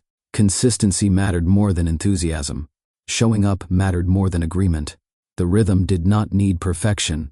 It needed reliability. Over time, the exchanges softened. Handovers felt less tense. Conversations extended slightly beyond logistics. Not personal, practical. This rhythm created shared ground. It allowed both parents to function without revisiting conflict. It allowed children to experience continuity rather than division. Rebuilding did not mean returning to what existed before. It meant creating something new that worked now. Limits came before closeness. Amelia set them clearly and without apology. She did not frame them as punishment. She framed them as protection. For the twins, for herself, for the progress already made. Alexander accepted them. He did not argue boundaries.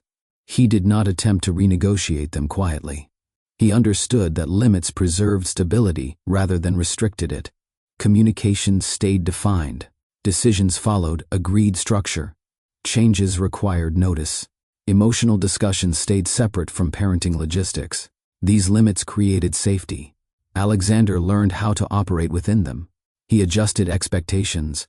He resisted impulse to push for more access before readiness existed. Amelia observed response. Limits test intention. Respect for them reveals commitment. Alexander respected them consistently. He did not attempt to blur lines. He did not seek reassurance through closeness. He stayed within the framework provided. This restraint mattered. For the twins, limits created predictability. They understood transitions. They knew what to expect. They did not feel pulled or pressured. For Amelia, limits allowed trust to grow without risk. She did not fear disruption because structure held. Clear limits did not block progress. They enabled it. Honesty arrived without intensity. There were no emotional confrontations, no rehashing of the past, no demands for explanation beyond what clarity required. When conversations happened, they stayed grounded. Amelia spoke plainly about needs, stability, timing, what worked, what did not. She did not accuse. She did not soften truth. Alexander listened. He responded without defense. He acknowledged gaps without justification. He named mistakes without seeking absolution.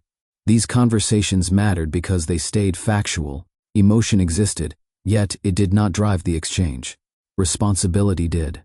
They discussed parenting decisions openly, education plans, health considerations, scheduling needs. The twins remained the focus.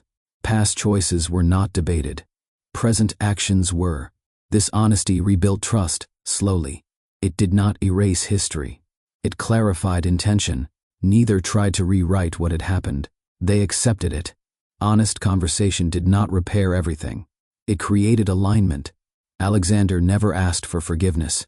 He did not believe it could be requested. He understood that forgiveness arrived through observation, not apology.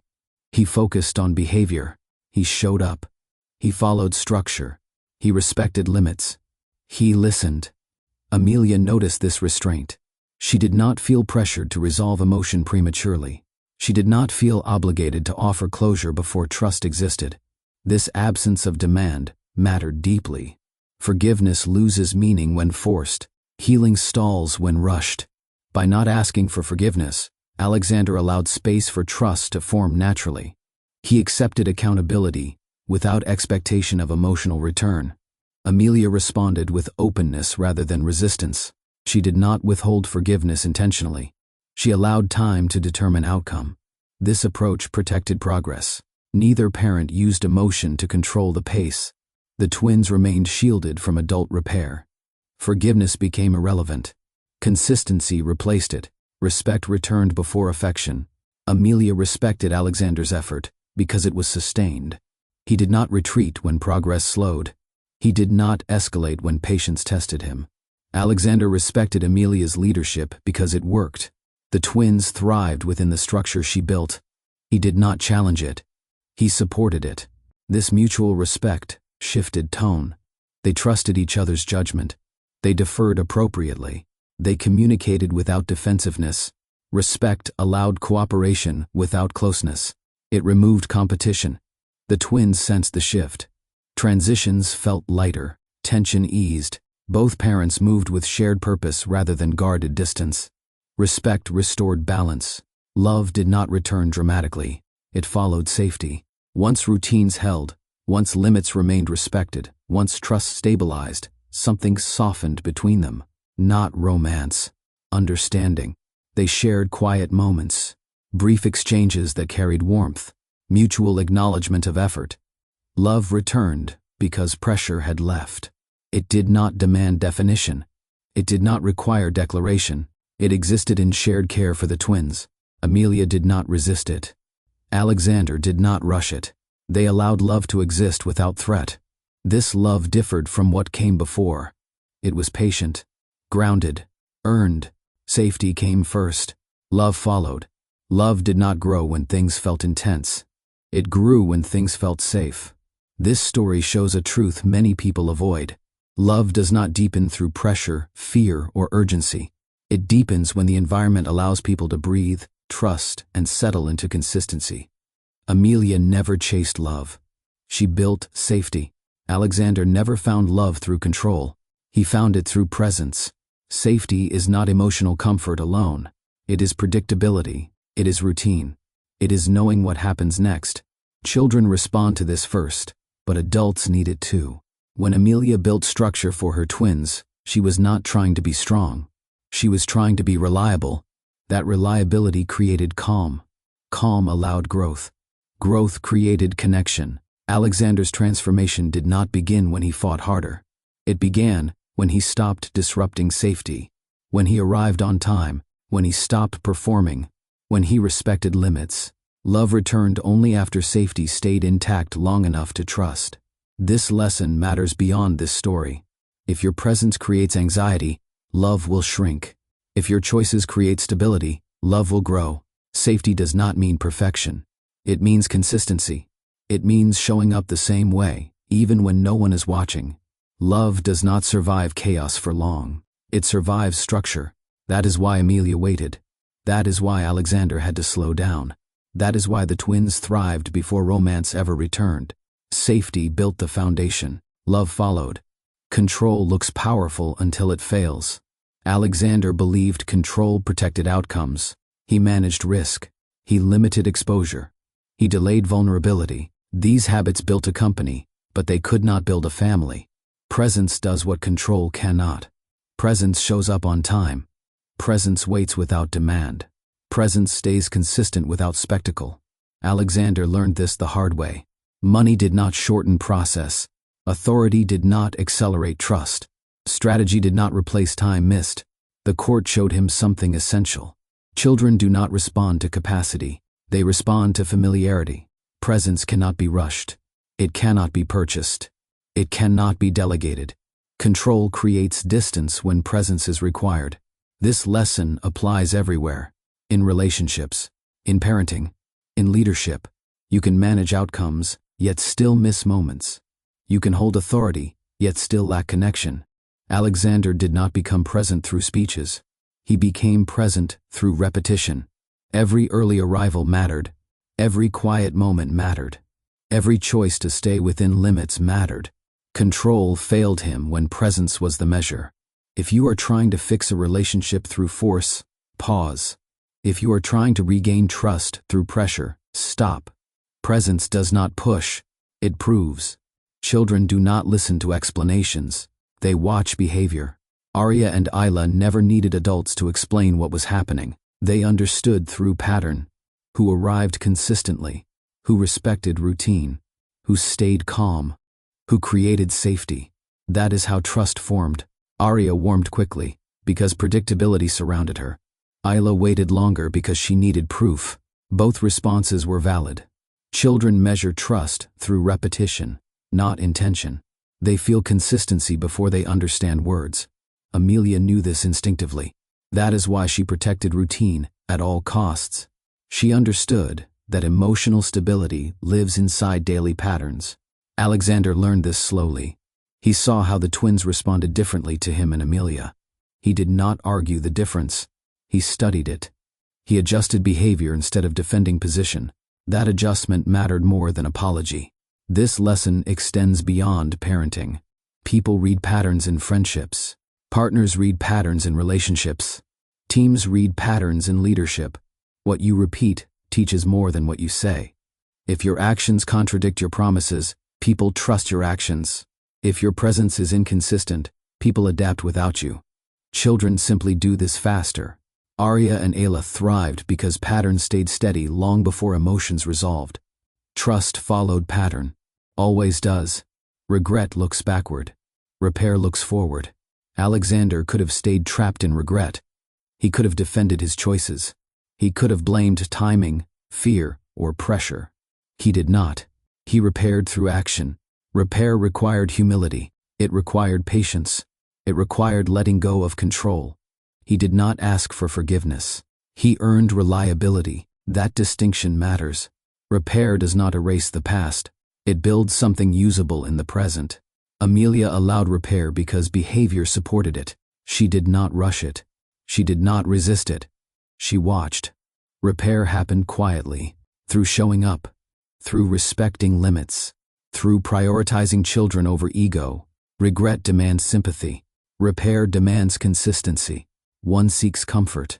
The other creates trust. This lesson applies to every broken connection. You cannot undo what happened. You can decide what happens next. Repair lasts longer than regret because it changes outcomes, not feelings. Alexander learned this. Amelia lived it. Silence is not empty. Silence teaches.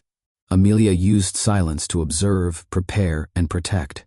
Alexander used silence to delay, contain, and avoid. The difference was timing. Silence used too long becomes absence. Silence used wisely creates clarity. Timing shaped everything in this story. Amelia waited until stability required action. Alexander waited until control was gone. One silence preserved safety. The other postponed responsibility. This is the final lesson. When you act matters as much as how you act. Speak too soon, and you confuse truth. Wait too long, and truth moves without you. Silence should serve clarity, not comfort. As this story closes, ask yourself one question. What choice would you make if you were Amelia? What choice would you make if you were Alexander? Would you protect safety first, or chase control? Share your thoughts in the comments. Like this story if it made you reflect. Subscribe for more narratives built on real choices and real consequences. Some lessons arrive loudly. The most important ones arrive quietly.